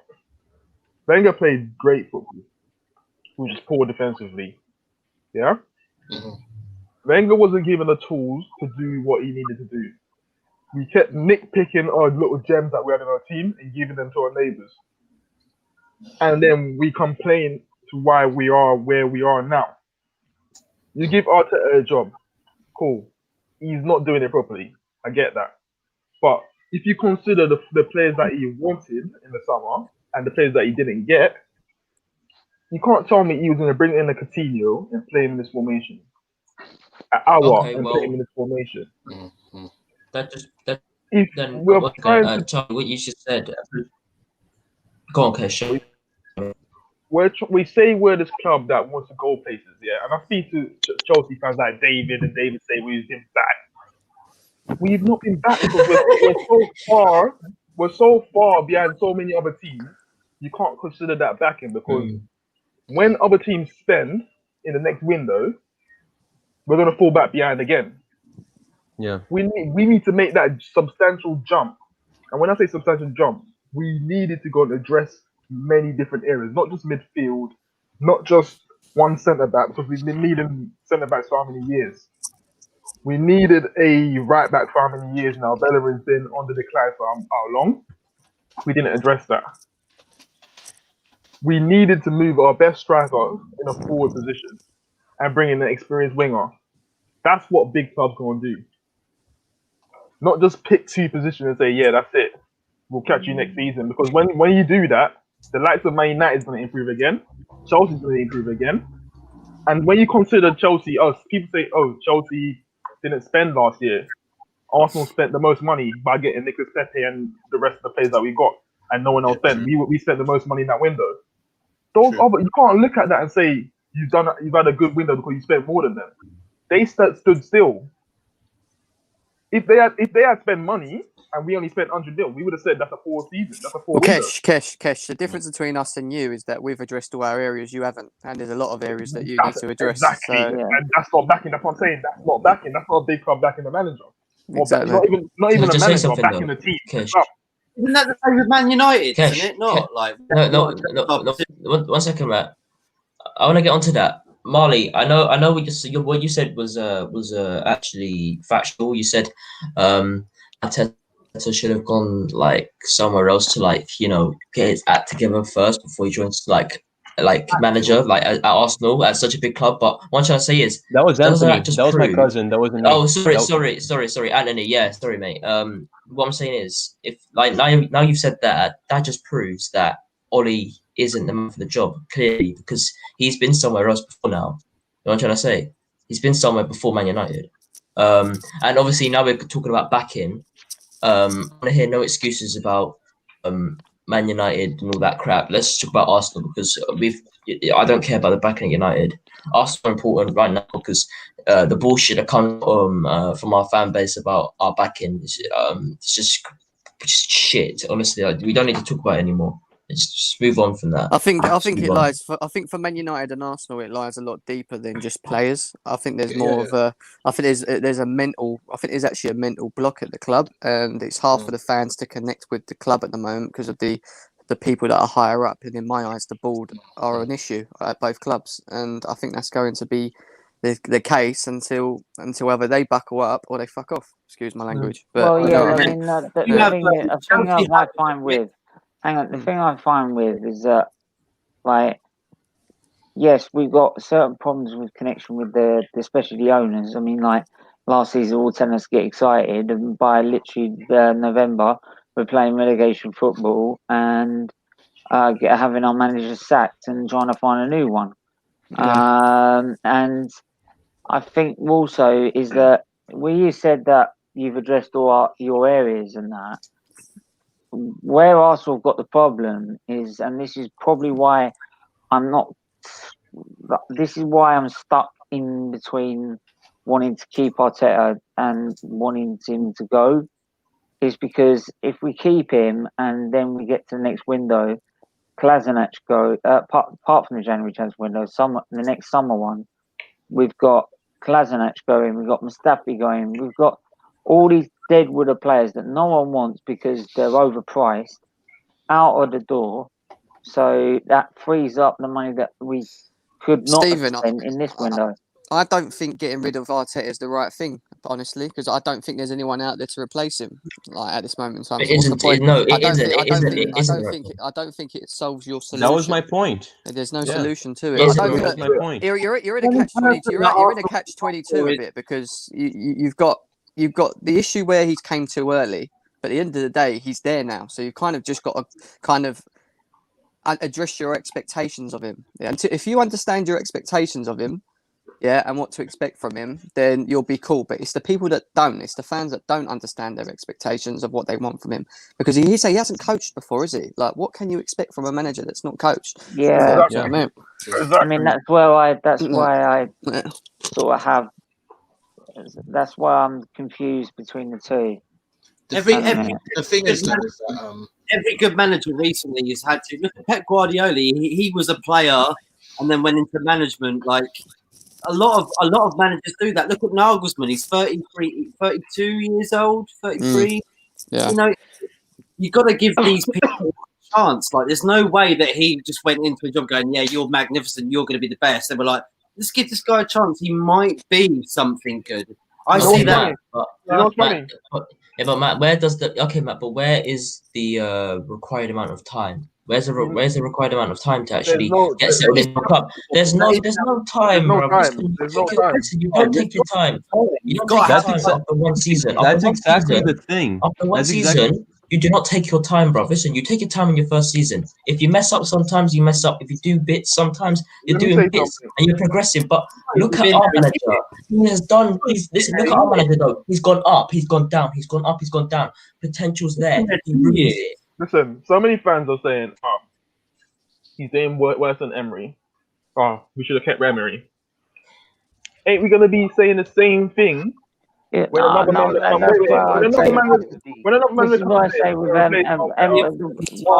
Emery is that Emery, right? We were gonna be relegated the way we were going. Yeah, Emery's just it's another level of stupid. No, it's everybody knows that chapel's beautiful, man. He didn't even see it be finished, you know what I mean? But you could see his vision and you had to give it time and patience for it to be exactly productive thing. That's the thing. Like every manager, I mean, every look, manager that Man people United, talk about, how- like to replace. It's like with Solskjaer. Solskjaer, how long's he been in charge of Man United now? Almost 3 seasons, isn't it? It's not good enough, man. It's not good enough, man. He's been given the time, and the thing is, Anthony, the only thing I can Exactly, that's back what him I'm trying to with, get to. Anthony, He's not Anthony, given the the only thing I time. can back him, there's only one thing I can back him with is actually no, there's actually two things. I can actually back him with the like the progression and how much progression he's actually added on to the players who weren't the best before he came into the role. That's one thing. Two, I can only really praise him to actually getting us to chances where we can actually do something and actually try to go on to win something. That's still not good enough because you want to be in the position where you have the chance to win something. You don't want to be in the position before that. You want to be in the position where you have the chance to. But I feel like he's a decent manager. He's not the worst. The biggest problem. For us. The biggest problem with your team is that he's been there for 3 seasons, and in my eyes, the board haven't backed him. And the reason I say that is because every player that's walked through that door is not a Solskjaer player. Cavani was definitely not a Solskjaer player. He was a panic buy because you didn't get Sancho. You brought him in to try and please the fans, and it done the opposite. Every player that's come through that door at Manchester United, I don't believe is what Solskjaer wanted because I don't think they're giving him the tools to do it because they don't trust him. Yo, in my opinion, I got it. I'll go on, John. Yeah, because I'm gonna bounce. So I'm just gonna finish on this because everyone like whenever you talk about sacking Arteta or even before when you sacked Emery, every single manager that you mentioned, like they're either very experienced managers that have flopped recently, that like they don't have jobs of 2 years where they're doing well, or you're gonna talk about a Nagelsmann who's someone really young who like he had time to develop at Leipzig and he just lost 5-0 to United. So there's no certainty in football, like you don't have that. Arteta does show promise every now and then, so I would keep him. But one thing Jem forgot to mention, he knows that, but he said like the biggest difference is the mentality of the board, like they don't back the managers. No one wants our players. And that's the same for United and Arsenal. No one wants our players. You have like aides in the right side. You guys get offers for Loftus-Cheek, for Kondogbia. They're horrible players, mate. If they played for Arsenal, they'd never get offers anywhere. Marley, we can't get rid of our shit. Marley, can I say something though? It doesn't matter if you get rid of Mustafi, who's crap, like half the dead players, but if you guys like, I'm talking. I should really think you talk about now as well. You guys have like literal like pure shit like your bottom right of your field. Like Bellerin is actually like he could enter. I'm sorry, but he's horrible. He wouldn't make. He's not champions. He's not championship material. He's not League 1 or 2 material. I honestly don't even think that he's Saudi Arabian material. Them types of leagues. He's not that bad. No, calm down. no, I'm He's sorry, not no, bad. That's no. a bit Let's not calm down. Let's not calm down. When you've been gassed up that much, when you've been gassed. He's being One second, Stephen, 1 second. Okay, understand my point though. When you've been gassed up to that large, with that large extent that you've been gassed up to, I don't think it's a bad shout for me to say that because he's still been gassed up recently as well. So I think I'm in the right to say that. We need players to get him off the wage bill. Arsenal's got 9 centre backs at that club. 9. Yeah, that's how desperate your club is. That's how desperate your club is, and it's still not the answer to have that amount. But that's the thing. Like a lot of people said it was bullshit, but we don't know, and that's what we got. Like we didn't buy players because we couldn't sell our players. We have to believe it, mate, because like there's a certain amount of players you're allowed to have, a certain amount of international players. Go ahead. When Igal went through your midfield and compared it against all the other clubs in the Premier League, everyone voted Arsenal's midfield 11th best midfield in the league. That makes sense. Right. Lads. Is it that's saying something, isn't it? Yeah. That makes a lot of sense, mate. We were talking the other day. There are like four players in Brazil that could literally start for Arsenal right now. But yo, guys, it's been an absolute pleasure to be with all of you. I gotta bounce now. Right? See you later, mate. I'll see you more. Right. When you get a new, hold on, just say something. When you get a new manager, it's the same as giving your kid, the same as trying to teach your child how to ride a bike. Yeah, you don't just put him on a bike without training wheels. Like You've got to put certain things in place. You've got to give them players who can actually play the game without their manager having to actually give them loads of direction. Like it's like Jose Mourinho. When Jose tried to play the game, he needs men that can take on instructions and not actually having to depend on him all the time on the field. Yeah, it's not like you start wheeling a bike, is it, before you've got stabilisers? You know what I mean? Like it's crazy. Wait, Matt, Matt, you still use stabilizers, bro? Absolutely, mate. Yeah. When I walk, just when I walk. They set him up for fail. They set him up for fail because as much as I don't rate Ozil anymore, he's one of the better players in the team. Yes. And to say to him that, bro, like we're not having him in the squad this season, cool. I got no problem with that. But then what you've got to go and do is you've got to go and give him a replacement. And to not do that, as I keep saying, is criminal. As much as Ozil doesn't really create things when he plays, he's still one of our better players. But Kesh, doesn't that actually set the standards of your club right now? It does. And that's why I keep saying to fans, maybe this is what Arsenal are now. Maybe maybe we still got this expectation, but maybe the board don't see it like that. Maybe they see us as a team that hangs around 8th and that. Maybe that's what they see. Yeah, because the problem is, some of your fan base before. I'm not talking about now because I think it's pretty much done now with Ozil. But I'm saying like only a few weeks ago they were saying, oh yeah, maybe Ozil's the answer. Maybe he's going to step in. That proves the standards of your club and your fan base at the same time. A lot of fans still rate Ozil, but that's like fans rating, say for instance, McTominay. It happens in every fan base. That's just the way it is. Same with our defence, aren't we, Kesh? Like Man United, you know what I mean? We don't know who's going to step in, we're trying to bring back Chris Smalling, do you know what I mean? We're like, maybe he could do a good job, you know what I mean? You can have Rudiger, it's all right. What is Smalling gonna do? Listen, Jem, mate. Listen, I'd rather take Rudiger over any of the fucking. Or Christensen. You can have Christensen or Rudiger. No. Jem, I thought you'd offer Kepa. Yeah, I'll take the ball. No. I tell you what, if you take one of our defenders, you get him free with it. Jem, you'd cry. I won't get one free. Huh? You'd cry if you left Chelsea, mate. So stop. Jem, do we get Tesco plug? Jem, do we get Tesco plus cards? Club card points for that. Sorry, you can do the Roman Russian card. Yeah, it's called. Yeah. What I'm gonna say is are available. By the way, other club cards are available. Yeah. Matt, let's not lie now. Yeah, if we got Rudiger, it would improve our defense. It would. If it can stay consistent, I'll take him upwards. If it can stay consistent, because in my opinion, he's better than Lindelof. And I'm not right. The thing is, I'm not. I'm not going to do that because that's just stupid to do. Because Transabis hasn't really played enough in the judging one, and Rudiger is a good player. He's never really seen him like to his full potential. Can't really do that. He's better than every centre back other than Maguire and. I guess you have to say Twanzebe. I really don't rate any centre back we have, and realistically, the rest of our centre backs are reserves. That's how bad it is as well. He's better than Lindelof. I feel like everyone would take Rudiger over Lindelof.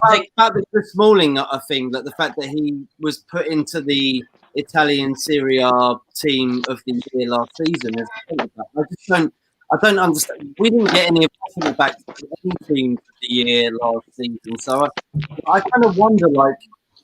Is he actually that good? Is it because of the slow pace of the Italian league? I mean, what do you think, Az? Like, do you think that Chris Smalling is better than our defence or not? I think he is. I think the problem with Chris Smalling is that when he was at yours, he was playing next to people like Phil Jones, and they're not exactly going to make you look any better, are they? Yeah. So if he was there now playing next to a Maguire, the reason I'm saying that is look at Zuma, right? When Zuma was playing next to Rudiger and Christensen, people that ain't real leaders, ain't got nothing about them, it showed his vulnerabilities. But now he's next to Thiago Silva, he looks like the blimmin' business. Like you play him next to someone who's a bit more in control, change things. Yeah. Jem, you're right.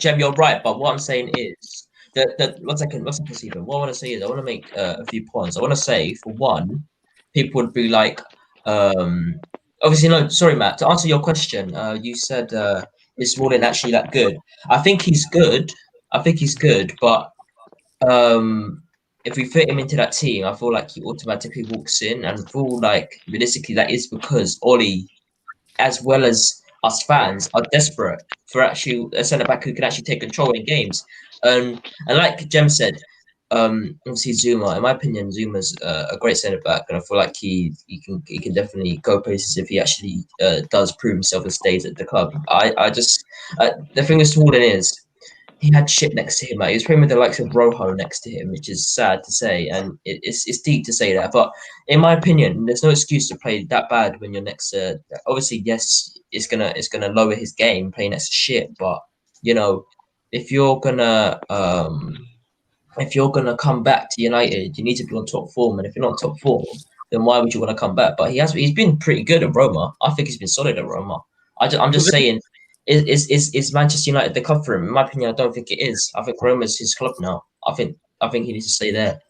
Thing is, is it fair really to say that Arteta or even Emery, even end of Wenger was that? Because you look at, say, probably 4 or 5 years transfers. For me, the issue is not that we haven't addressed key areas. We have kind of, and I'll stress what I mean by kind of. 2016, we needed a centre back, we got Mustafi. We need a midfielder, we got Xhaka. We need a striker, we got Perez. 2017, we need a left back, we got Kolasinac. We need a striker. Marbles. Hang on.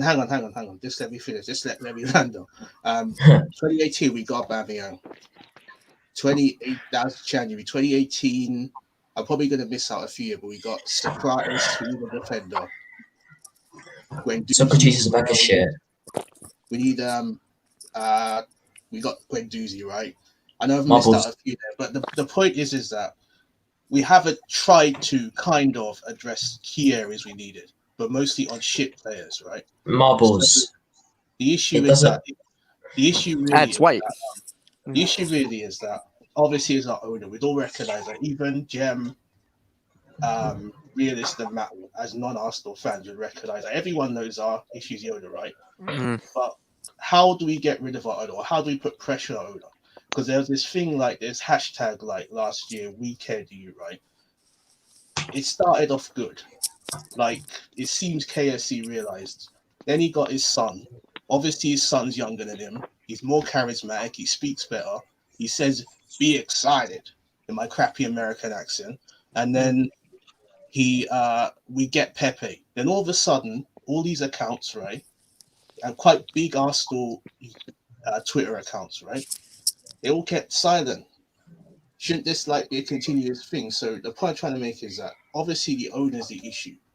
We have tried kind of read key issues, right, on the pitch. Because like, even this season, we did need getting David Luiz. Like, bro, I don't know what, like, as Abramovich got some kind of fucking blackmail on our fucking owners or something. we have to sign your dead players or something, because it's fine. Everyone needs a home, bro. Everyone needs a home. But Marbles. The thing listen, I understand your point, but it's like you went from something that was factual to something like that we actually didn't know at the start, and then you went to something that we know already. The thing is, you can fill the spots. And some of those players do, like, they did fill the spots when they came in, but it doesn't matter. If you're filling the spots and the players aren't good enough, then what's the fucking point? No, but the point I'm trying to say is that what's the fucking point? No, what I'm trying to say is though. Yeah. No, it's just how do we get rid of the owners? It's easy. It's easy to get rid of owners. It's very easy. It's easy, but they're not gonna do it. No. Trust doesn't me, matter. They would. They would. They would. Let me finish. As season ticket holders, yeah. If you do not renew your season ticket, the reason why clubs ain't bothered is because they got people on the waiting list waiting. It's then up to the people on the waiting list to say, "Oh, like, you know what? Fuck you, Arsenal. You're doing our fan base no favor. I'm not gonna be part of this." And if they've not got anyone to replace those season ticket holders, then there's no money coming in. There's no fan base. The fan base is the foundation of the club. So therefore, yeah, but Kesh, it's more than that. If you buy them, you got to stop buying their shirts. You've got to stop. It's yes, everything. of course, it's everything. of course, you know what I mean? but that's the main.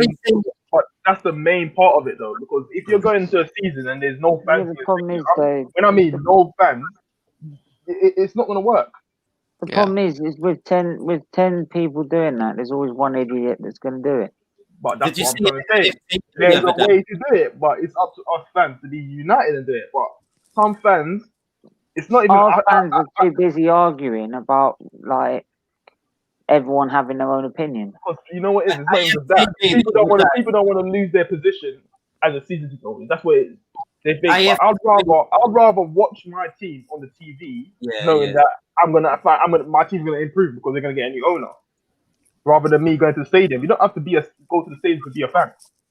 Yeah. AFTV the other day, it was on the live vlog, and DT was like moaning, going, "Oh, you see," he was saying to Lee Judges, he was like, "Oh, you see, they brought out a new tracksuit, trying to get everyone to buy it. You know, 70, 80 pounds. What knob's gonna buy that?" And then Matt, the thing is, mate, listen, we need to be real about ourselves now. Most people, Lee Judges even said, "Oh yeah, but shit, I bought one." That's the problem. That's the problem. People can say, can say before that they're not gonna do something, and then the next day they can fucking go and do it. That's my point. And that, Stephen, in all fairness, it's not just the Arsenal fan base who do this. It's people who they claim that they're going to say committed to something, right? So, for example, they say committed to a certain manager, and then obviously they're like, "Oh no, but no, I'm fuck him, I'm on him. I'm not just gonna stick up for him anymore." That's the problem with football. That's the football fan base, not just Arsenal. It's a football fan base. They always find something to change opinions on. It's the whole. It's a football fan base as a whole. It doesn't matter. It's not just Arsenal, but I understand with the branding and the tracksuits and all that stuff. But the thing is, there are always going to be dickheads who go out and actually, buy the shit that your club has produced for them to actually go out and buy it. And in my opinion, it's not a minority, it's a majority. Yeah. Thing is, look at Liverpool. I was going to say Liverpool fans got rid of Hixinger. That's kind of true. That's not absolutely true. They did so. But even still, they put pressure on their owners, and look at them now. FSG came in, and look at them now. So it can be done, but you have to be united. That's the difference between Liverpool fan base and every other fan base. They do it in a way where they don't give rival fans ammunition to come back at their club. They keep it in-house and they work together. They're united. Arsenal fans are too busy thinking about how much money they're gonna make off YouTube and things like that, and that's why it doesn't work. Yeah, fair point. Man United, that they make so much money off of that talk about Pochettino possibly coming in. And that was actually a stunt move from the club to be able to put that out. It came from press releases from people that are inside the club. And that's exactly what clubs are going to do. Like, especially Americans, mate. Like, it's no disrespect to Americans, but when they own something, it's a franchise. It's a business. It's not a football club. It's not a club. It's a business, and that's all they're looking at the moment. Well, yeah, I mean, you see that with Conkies. You see it with the Conkies. Liverpool's idea, it was their idea for the new Super League. So you can tell football's just about money to these Americans. Yeah.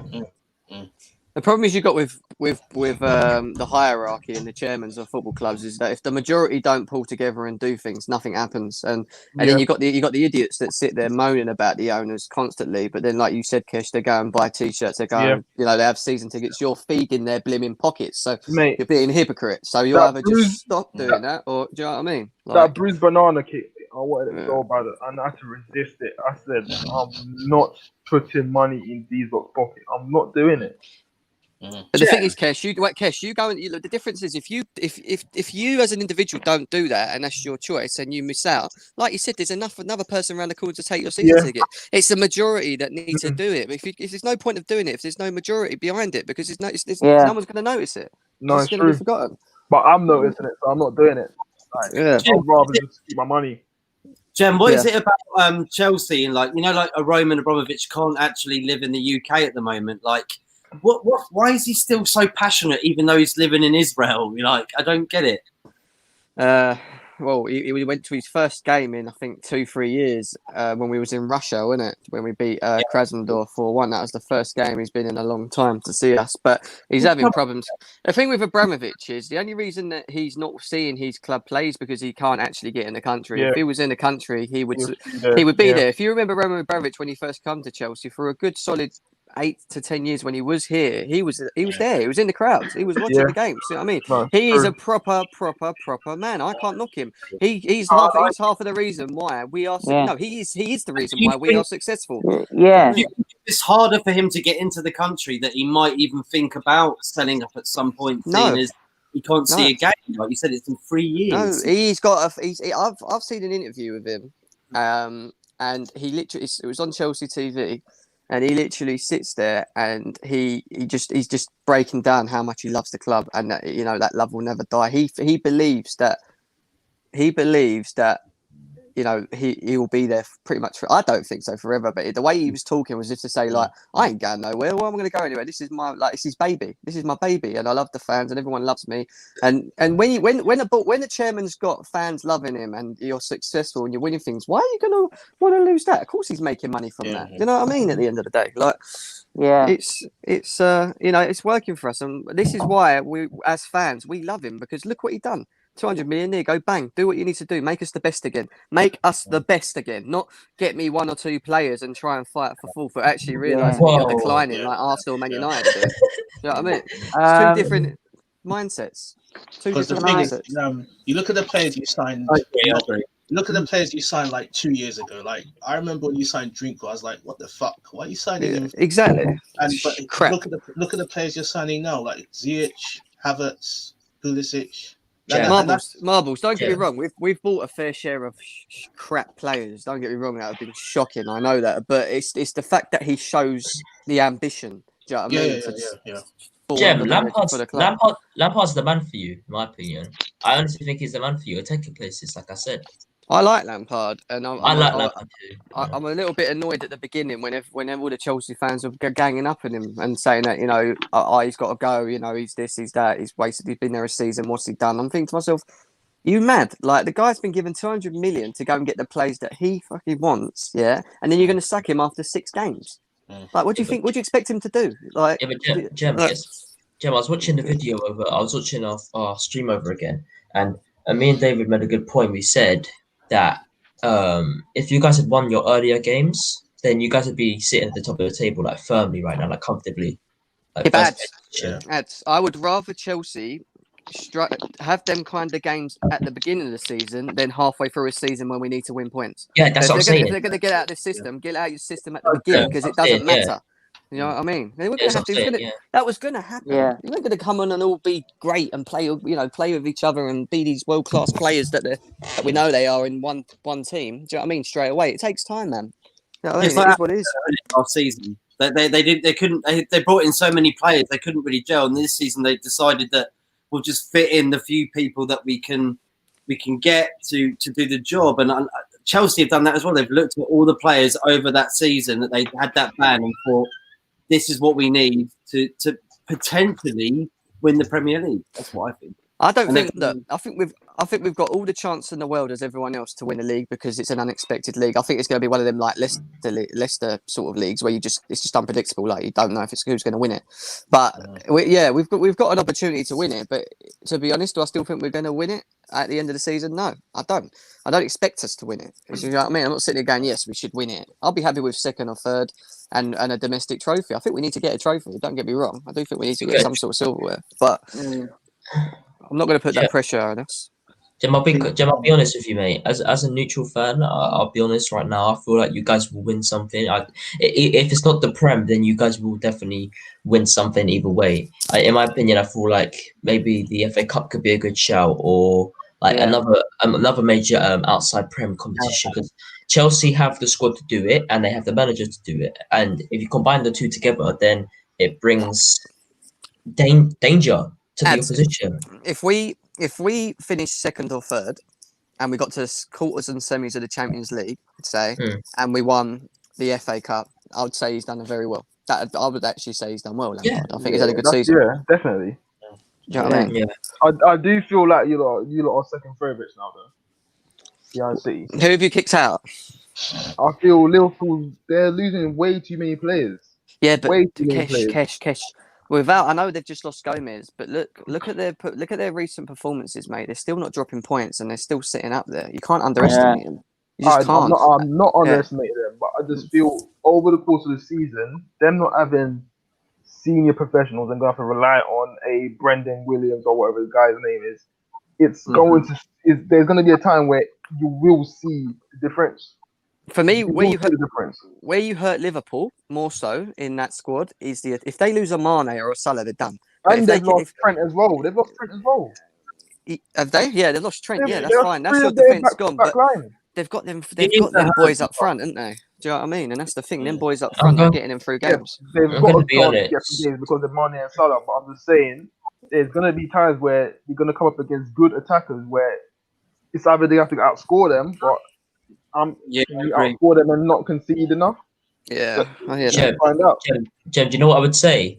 You're right. You're right when you say if they lose Salah or Mane. But I'd say if you have Mane, obviously, there might be like a little glimpse of hope. But if Mane's out, then there's no hope, in my opinion. Mane for me.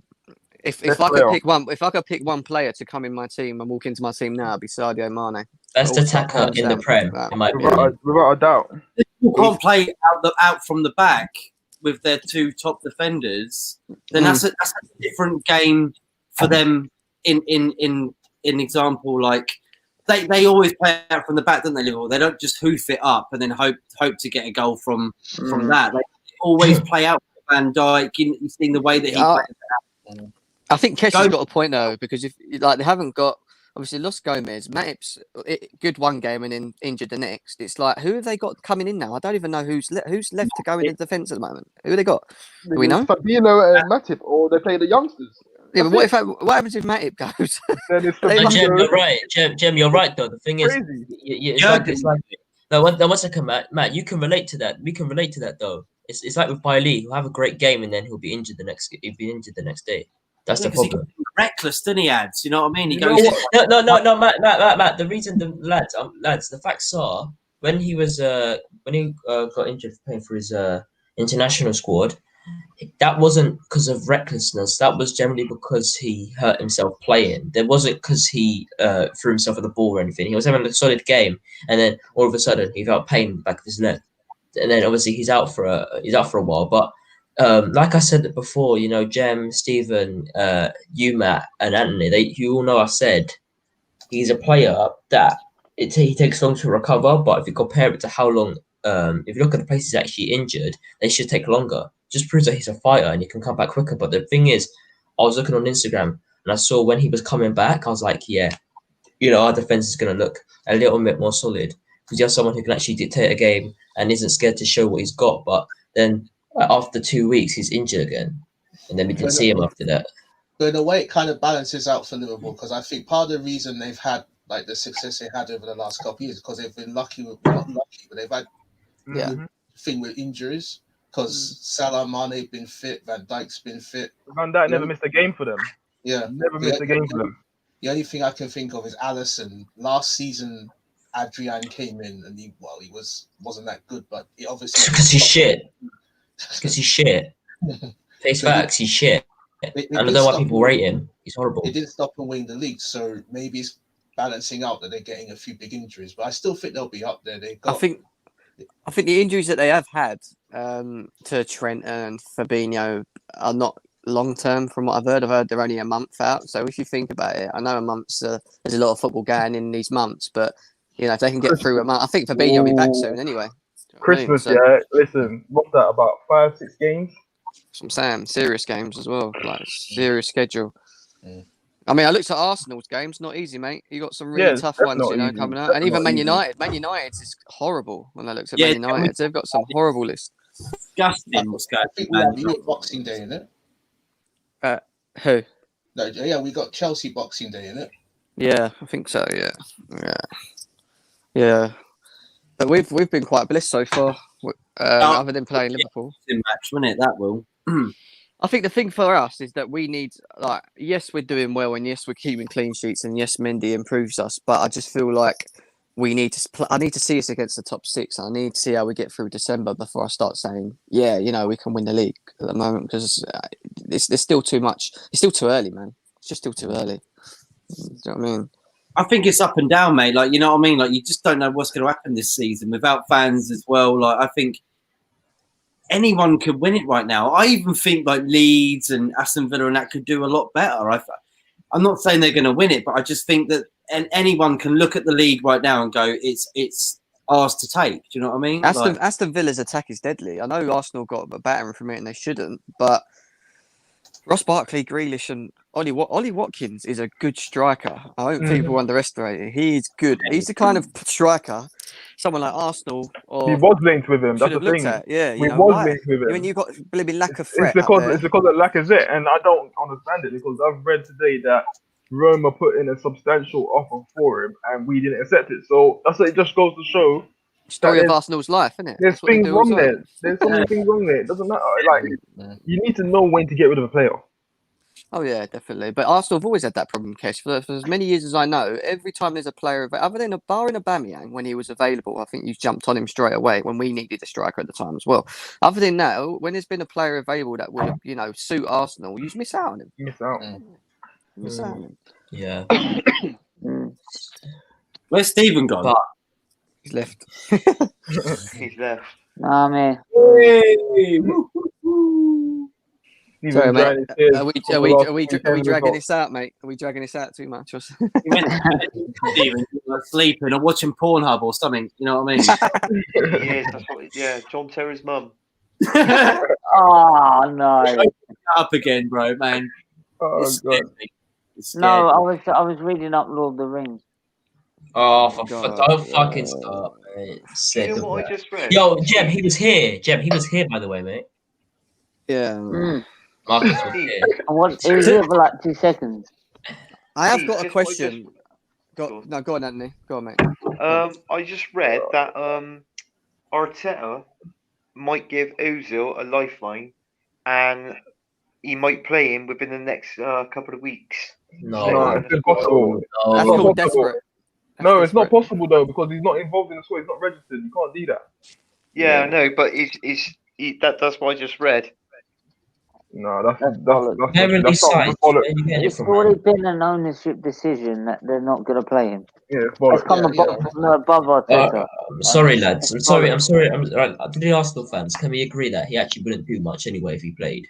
I mean, that's the thing. That's the thing. Every time we played him, when has he actually turned up and done anything? Well, exactly. There you go. You play one good game, and his next 3 or 4 games are absolutely shit. Yeah. Everyone knows about Aubameyang disappearing on the left, but fucking hell, we put Ozil in there. Well, go on, Jem. Sorry, bro. I was going to ask you, Arsenal fans, just a quick question. How do you guys get yourself back to the years that you were dominating football along Manchester United? Because it's been a very long time now, and I feel like you could just gone decline to sort of rotted away. How do you get yourselves?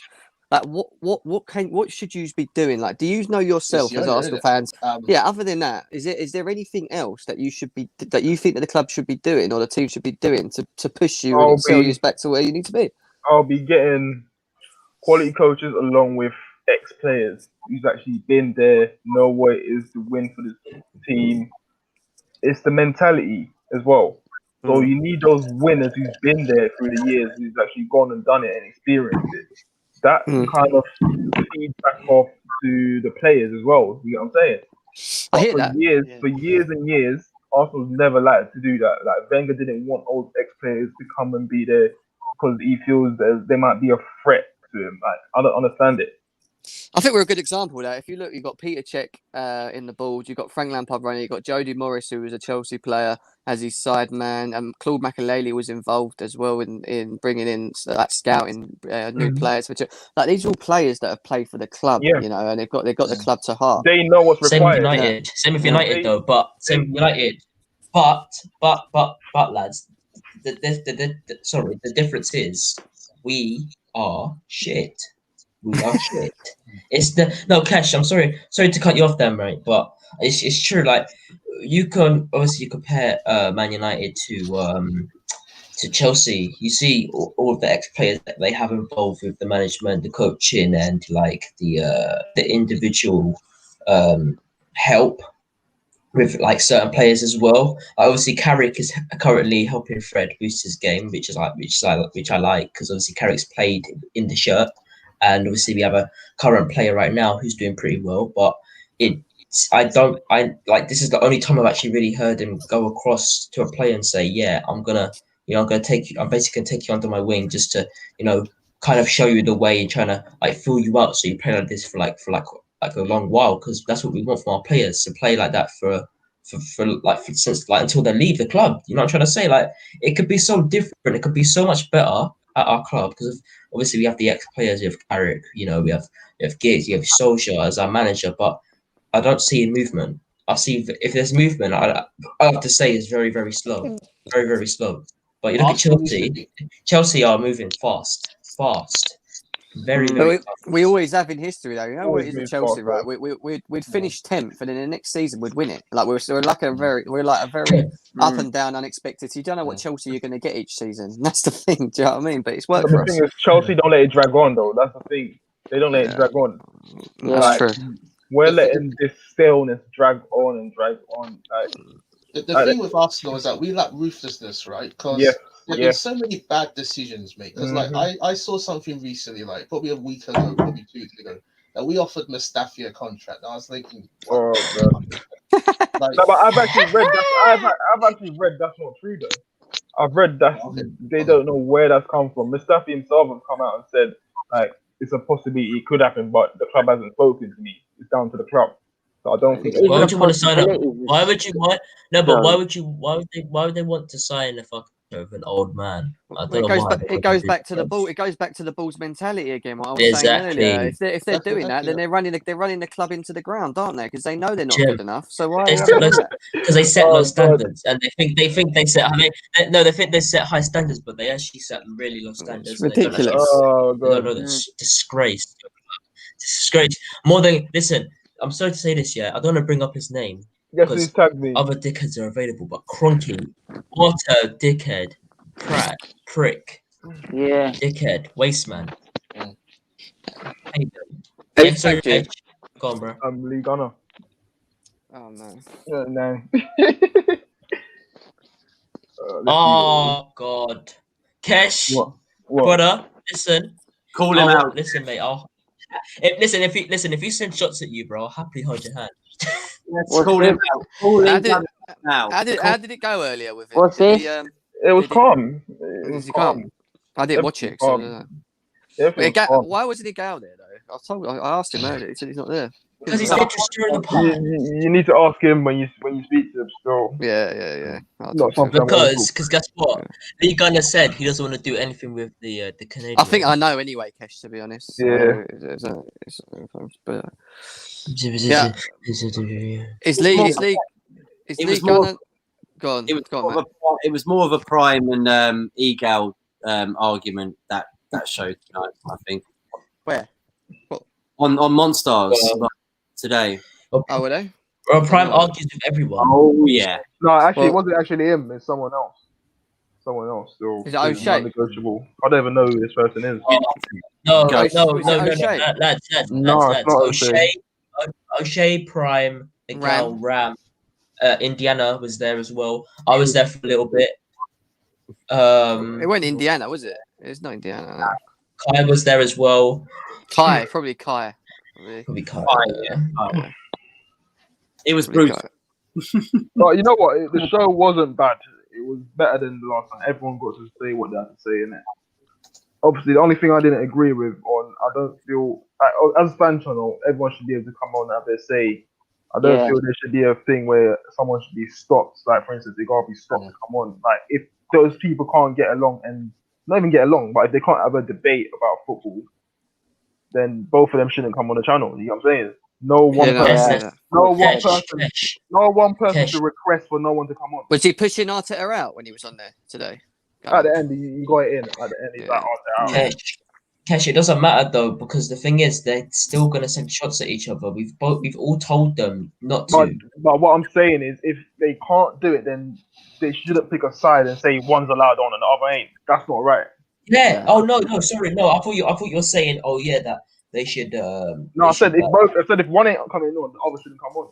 I think to be Yeah. honest, Kesh, I think it goes back to how divided the Arsenal fan base actually has been for a very long time. Like you're not a solid fan base. You all have so many different opinions. It's ridiculous. All I'm saying is, I'm sure all of us know how it started. The guy who we're not mentioning right now is he's not even really part of them. Like their beef, like the beef has got done with them. It's escalated to Agal and Lee now. And you know who I'm talking about, Kesh. You know what I'm talking about. They need to do a show together, just them two together, and just get it on the chest. They do, don't they? Wouldn't that be great content? Them two together, nobody else involved. Oh no, Matt, listen. Matt, listen. Matt. All you need is a channel that works hard, and to have Lee Gunner and a gal in there, because Lee Gunner takes over a show, bro. He does like talking, doesn't he? He talks too much. He didn't let. One second. I'm a good guy because I was back in Kesh. I sent a £5 super chat through to say, "Yo, Lee Gunner, Pat, and let Kesh talk." Kesh was just sat there like, for fuck's sake. Oh, they not let you talk, Kesh? No, not Kesh saw the super chat. The first one. Kesh was like after Kesh was DMing me. He said, "Yeah, but yeah, I saw your super chat. It's true though, innit?" He said, "Oh, but it's fine." I said, "How's it fine?" Because they just sat there like, "Let me speak." And bro, I was like, oh shit, no, Keshi's gonna try and fucking break through the screen and tell me to like, yo, Pat. My opinion, mate, and I think the thing is, you don't have to jump out at the screen. Just say your opinion and have to be like flary and leery about it. It's like the quiet ones in the bar are always the ones that are more interesting people to talk to. That's how I see it. Yes, you know what I mean? Kesh is my. That's true. Kesh is one of the realists on the fucking. Loud demeanor to put your point across. You know what I'm saying? Yeah, it is what it is. Everyone's gonna have their own opinion, isn't they? And people just go, "Are you either if you don't disagree, if you disagree with it, just take it on the chin and move on." Or you can criticize it. Don't get me wrong, and ask a question, but don't lose your temper about it and start getting personal. Like Sonny, you know what I mean? Like it's ridiculous. Not gonna lie. No, Stephen, wait 1 second. All I'm gonna say is and I'm sure if you guys don't know, listen, you guys can probably back me up. But all I'm gonna say is, a gal is a nice guy, but he's someone who can't let a feud go. He's someone who cannot let a feud go. And once he's in an argument with someone, he has to carry it. It's not that he likes to carry it on, it just tends to carry on with him. Like, I'm not gonna bait the names, but I'm sure. Well, look, the reason Igal and Lee argued is because you got Igal, who's the most so positive guy that I know when it comes to Arsenal. Like, if they could lose 4-0 and he would go party was the man of the match. That's just Igal, do you know what I mean? But then you've got Lee Gunner on the flip side, who is the complete opposite to that. That just does not like anything that's going on at Arsenal. So of course they're going to clash. You know what I mean? Gonna clash, you know what I mean? It just is what it is. Isn't it like Sonny and Igal, like the fact that they were just so different, weren't they, on the scale, them two? Do you not think? But they actually agreed for once, and they did. And Sonny got pissed off because Lee was just ignoring him and not answering his fucking question about, do you think Liverpool? Did you feel confident about Arsenal beating Liverpool? Yes or no? A gal said, "Yo, cut the crap, bro." I had to laugh at that part, and that was jokes, but it's what it is. Really laugh because Sonny shouldn't have said that, but I can understand like how fueled up he must have got because he was asking this question like every time. Terry even stopped it saying, "Yo, let's go on, Sonny, answer your question. Go and ask your question." And Lee was just going off topic. He didn't want to answer it, and then he said that. But there's no excuse to say that. But I can understand why Sonny got pissed. Oh yeah, absolutely. And it was. I think. I don't know whether you were there, Jem. We had a chat on Sonny's channel, and Monstar was there as well, and it was live, and then it got cut off, like during the stream, and we were like, "What's going on here?" And like, "What's going on?" And Sonny like cut the stream off of everybody. He was like, "I don't like what anybody's saying." Yeah, I remember that. What? Yeah, I cut you remember up. that. Why did he not like what I was saying? Midstream, because basically, Carl he's meant to go on the football terrace afterwards, So he done a stream earlier than before, but Sunday wanted to do a stream as well. So he's just like, right, if you're not going to do it at the same time as me, then basically that's it, innit? So he cut off midstream. That was that. We were all in. I'm out to be on it, and he just cut us all off. I was so baffled. I didn't know what happened. I thought my flipping power went or something. It was He's mad. He's asked me a couple of times to go on there, and I've kind of just, once I said yeah, all right, and then never really heard anything of it, but I've never really bothered talking to him about it, really. Just sort of like, you know what I mean? You know what? What I'm gonna say is, you have a gal. Yes, obviously, like Jem said, he's positive, but you have someone like a gal who realistically does speak his mind, even when he shouldn't sometimes. And then you have the gunner who talks, in my opinion, complete utter nonsense. And I feel like because he was all he talks about is, oh yeah, if you've never come to actually see a game, he says, if you haven't seen a game, you're not a true fan, or if you're not from England, then you're not a real fan. And no one points him out about that. Not one person pointed him out about that. Not one. Like actually said, yo, don't say that. Just allowing him. No, Stephen, you can't say you don't remember. It's on the terrace. Clip this, mate. Send it to Lee, will you, Steve? No. It's literally on the terrace. It's literally on the terrace, Stephen. It's literally on the terrace. You can't defend him. He said it. I actually don't. Do you know what he said that at the same time I can defend him because he's helped me a lot with this channel. So you can't say he didn't say it though. Joe is a league gunner. When I listen to him, I feel like I actually generally kind of get where he comes from in a lot of what he says. Like I think there's certain things he says, and I think, yeah, he's got a point. Like he makes sense in what he's saying, and he's not. I think he doesn't hide. He don't beat the bush. He just says it as it is. Sometimes I think people get offended by that because he doesn't sit on the fence. Do you know what I mean? So for me, I'd rather be like that than sit on the fence and not say my opinion. Him being the way he is the way he presents it, and like for instance, like when he says, "Oh, it's not the board," but it stems from the board. You get what I'm saying? Like, how can it not be the board and it be the manager? How can it not be the board and be the player? It's the club overall. Kesh, can I say something to you though, bro? Can I tell you why he said that? Because he wants the opinion to be different from what the majority of the fans actually what they actually say. He wants it to be completely different from that he says, so it can be unique as possible. But what's he saying it is? Is he saying it's the manager?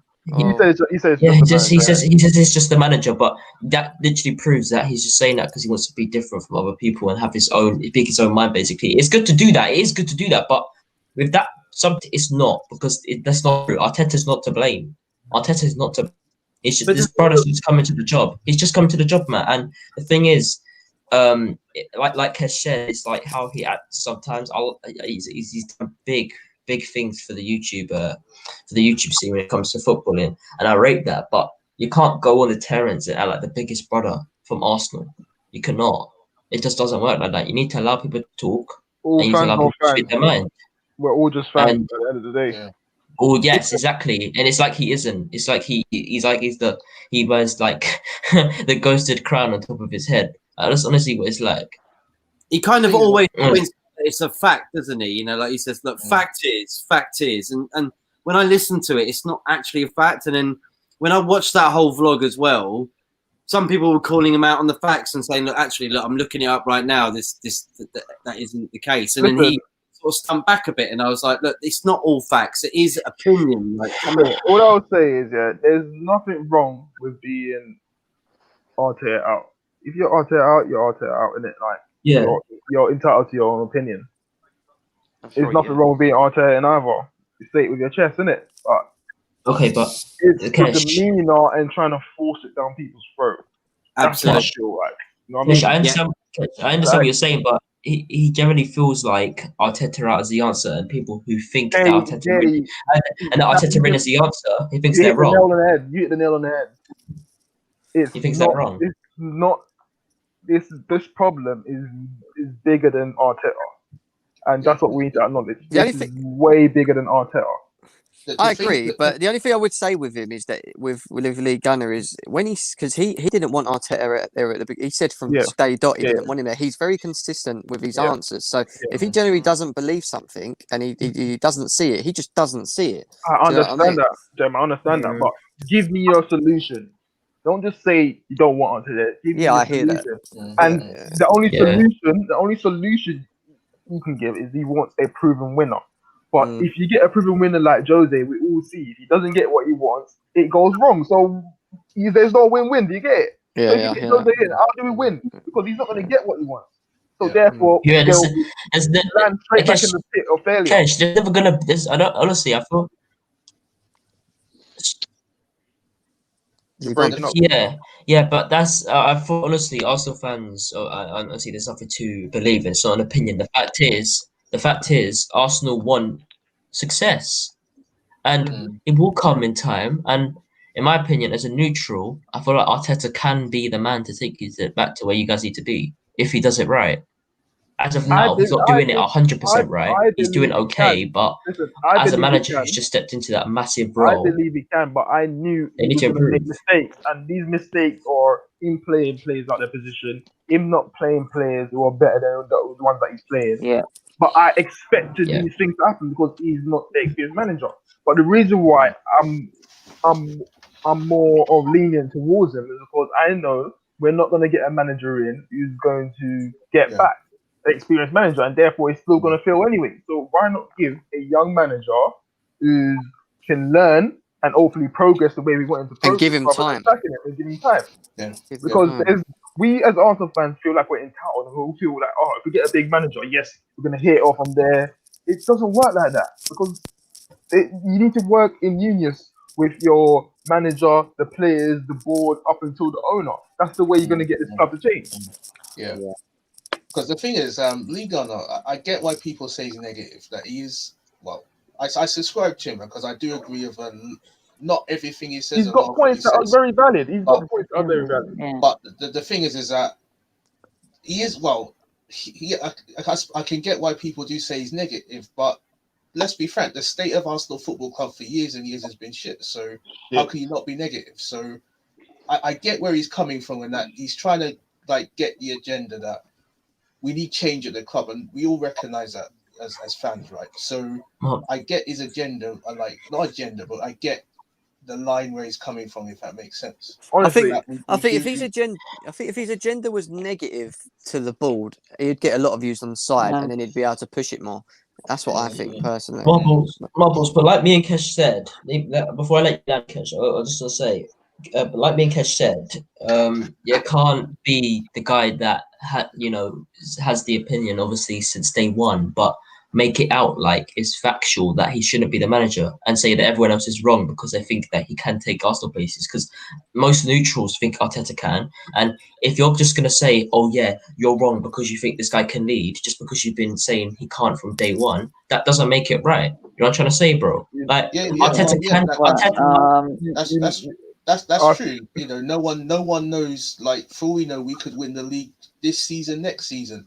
Who knows? No one can say we can't. I think what it is. But the thing is that the thing is that's his opinion. I think people often take their football views in life to heart, right? So he cusses Özil, and I get why he cusses Özil. He hates Özil, but the thing is, people it kind of hurts them when it's just an opinion. If someone says something, right, you don't have to take it to heart. You can just say, all right, cool, that's your opinion. I don't agree, and that's fine. So I think our expectations does not help. Yeah, we haven't got a own. I don't know. Maybe it's just me. I feel like I'm probably one of the only Arsenal. Like when the season finished, I said we shouldn't give Aubameyang a new contract. We should sell him and get what we can for him.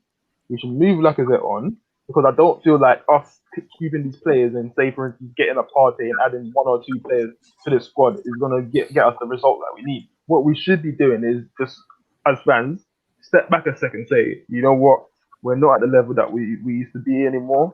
We need to try and work from, say, 6th to 5th, yeah, and build some consistency, push the youth, and try and actually find our level. And then when we find our level and find some consistency when we're going into games, then we can start saying, you know what, we're going to add a little star player there. Yeah, but Kesh, star that's player the problem. there. You've got too many people like Agal and DT who you get Thomas Partey and Gabriel and this and the other and go, yeah, we're going to compete for Champions League. We're going to finish above Chelsea. Chelsea are going to finish sixth. I get It's it. like, why I are you get saying it. this stuff? Like, Yeah, and this I is get what it. frustrates me with Arsenal fans. You're actually you are the most normal Arsenal fan, other than everyone here Yes. that I've spoken to. Like, in general, everyone out of this group here that I talk to that's Arsenal, I have arguments with because they're just so deluded in their thoughts with everything. Like, it just doesn't make sense. Like, if they all thought the way you did, I'd actually have a lot more respect to the club and the fans. But I don't, because their expectations outweigh where they are and where they have been for a very long Jem, time. Do you know what can I I say mean? something? Can I say something though, Jem? Listen, that comment about Chelsea finishing sixth, whoever believed that with the baggage that Lampard's brought in, I It's don't think you DT, guys isn't would it? be. I don't think you guys will be Yeah, even it's hitting near sixth. I don't even think you guys will be hitting near sixth for That's a like sackable the offense, next bro. 4 seasons. That would be a sackable offense. No, don't get me wrong. It's not that. That's not what hurt. That annoyed me. You know, people can think that we finished sixth. It's like you said, it's their opinion. I get that, but it's just what annoys me more with Arsenal is that like you said, when's the last time you got in the Champions League? How comes you're getting in the Champions League all of a sudden? Yeah. Where's your expectation levels? Like, it don't make sense. Yeah. Cash, Sorry, can I ask you a question quick? 1 second, Stephen. Do you feel, honestly, from my viewing, it's like Arsenal's basically, with some of the comments they come out with, basically asked to get hate. If I'm gonna be honest, would you say that's relatable? You know what the thing is? A lot of our fans deep down know it, but I feel like they do it to wind you lot up. They do it. There's a purpose for it, innit? Because we're not having any glory right now. That's their way of just getting back at rival fans, and that's why they do it. But no person that with a sane mind would think that. You know what I'm saying? And our whole fan base is not going to be insane, are they? They know deep down this squad is not where it used to be. Not even a squad. This club is not where it used to be. It's not a club that's a top 4 rival at this present moment. It's not. Okay, so I don't think that. I think. Do they actually think that though? That's what worries me, because I feel like they genuinely do think they've got these like top quality players that can get them to. That's what makes me feel a bit like, what's going on? It's the children. It's the children who think What you have this. to understand is a lot of these people that's on Twitter, that they're not actually elder men. They're little kids. That's what you have to understand. Yeah, that's why it's I new don't generation. When people talk to me on Twitter, children. I don't know them personally. I don't know how old they are, so I tend to try and not get too deep in it, because you could be talking to a fucking 10-year-old that you don't even know.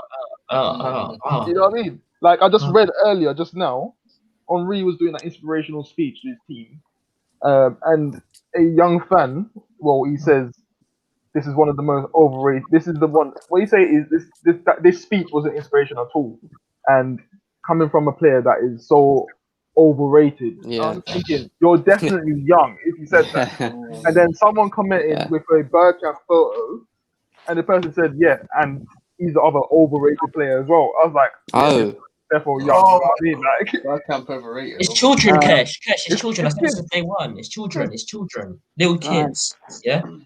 I just want to answer that quote I just saw from Chris Welch. Is it? He was asking if the Nations League and friendlies should be scrapped.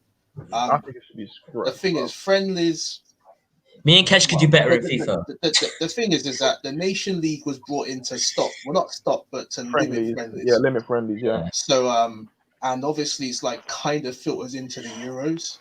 I think but we're still playing friendlies though. We still we're still doing friendlies. It doesn't make sense. It doesn't make sense. Like, why the fuck would you book like Emmerdale or Coronation Street for someone to watch you on ITV? The thing is, why do we need a friendly? Because friendlies was normally just to see our players are progressing to be selected for a major competition, and now you brought in the Nation League.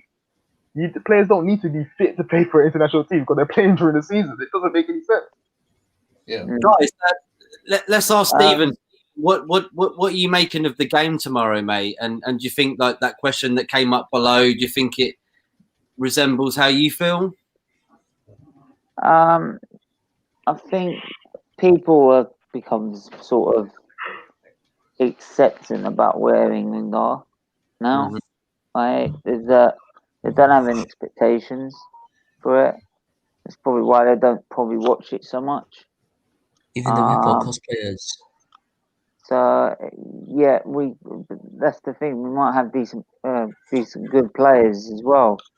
It's just that we've had great players before in the past, and I mean, we ain't won anything since '66. So that's why a lot of fans now just are sort of accepting of like expecting England to maybe get the semis if we're lucky of a Euros or a World Cup, not so much winning the thing. Do you think I there's don't remember England fan going in there thinking winning anything. I can't put my finger on why England are shit though. Well, say shit. I wouldn't even say the shit, but certainly kind of not to like Brazil or Marble. Like, listen, bro. Did I hear you say that we're not shit? Well, are we? England is shocking. We have world class players and we're still shit. No, but we're still they've always been top shocking. 20 teams in the world. The best thing about playing Ireland at the weekend is the fact that Jack Grealish picked Ireland.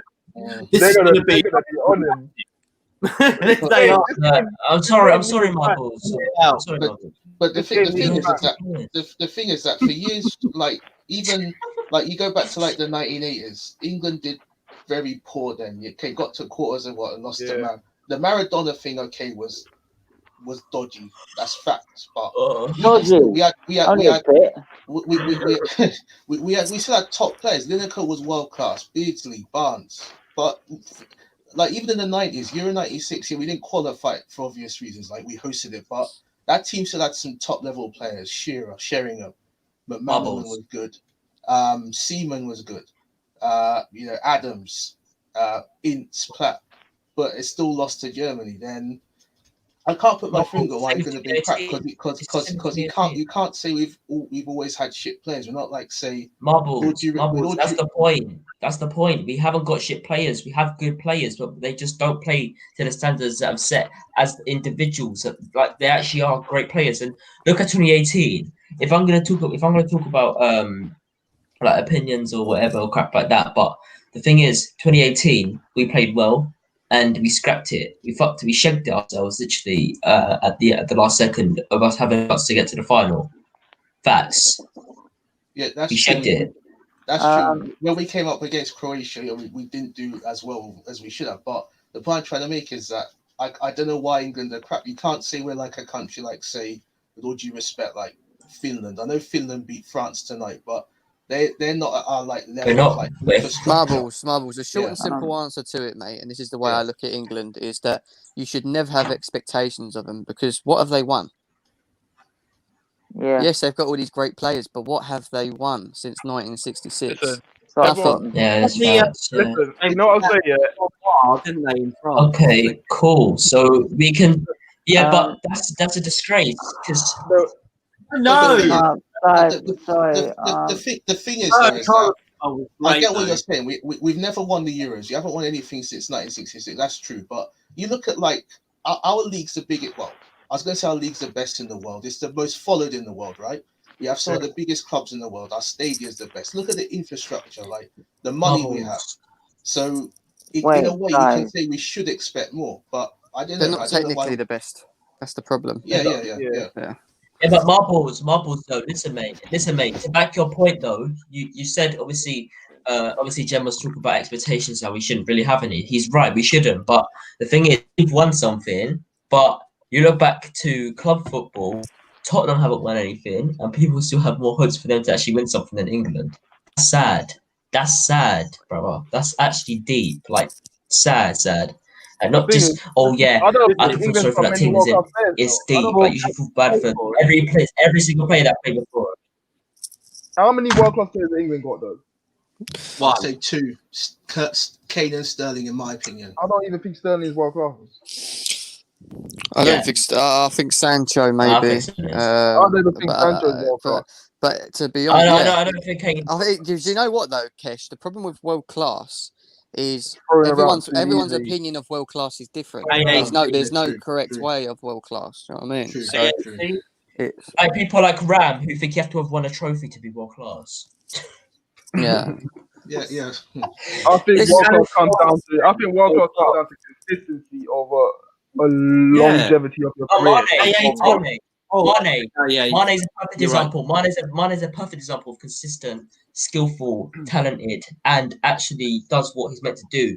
He lists the 4 boxes: world class. Like Jem, what you just 100 said, out of 10. I don't believe in that, and I don't think you believe in that as well. That there's many different opinions. I know people share their opinions, but me, also fans that have been watching the game for a long time, we know what world class is in the back of our head.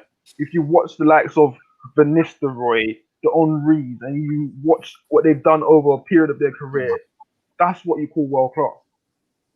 Yeah, I hear that, but then you look at Messi and Ronaldo, and they're in another bracket. Like they're Another not even bracket, what yeah. I call. I don't even.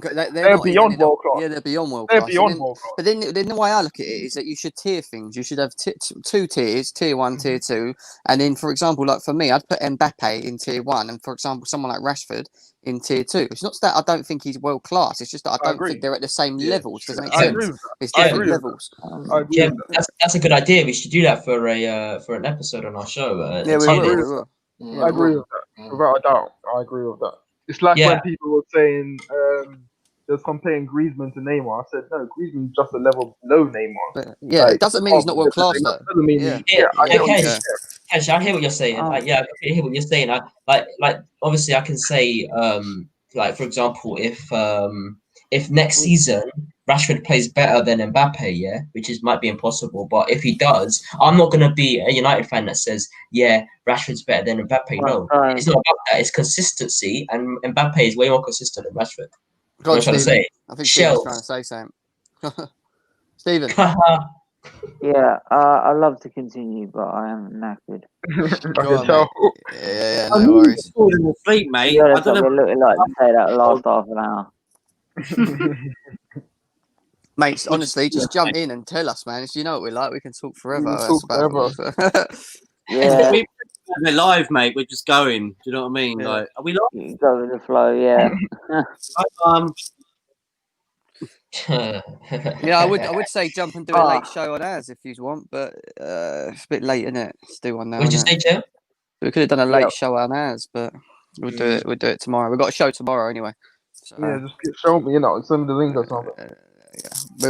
I'll let you know what we're doing actually. What we've got planned tomorrow. So an idea. All right, cool. All right, sweet, bro. Cool. Are you gonna shout out our stuff, Steve? Or yeah, shout out. Go Marbles. Marbles, mate. Go porn. He's needed. Sorry about that. Yeah. Go on, shout out your things, bro. Oh no, yeah. I'm just on YouTube and Twitter. Yeah, sorry about that. Kesh. I'm on Twitter. That's Kesh AFC04. Gem. CFC_Gem. YouTube is GNATV. Ads. Adzils on Twitch, ADZILLZ. Same app for Twitter, and big up GNATV. And Matt. Football United TV on YouTube, Instagram, Twitter. Go check us out, and you know the rest. God bless. Cool. Thanks for all coming on, guys. Thanks for everyone that's submitting in the chat. Like I said, I'd love to go on for ages, but you're tired. In the morning. It's time for Matt. It's time for Matt to get his blanket and drink milk, bro. Peace, mate. Thank you. I literally do. Thanks, anyway, see you boys later. Yeah, big up.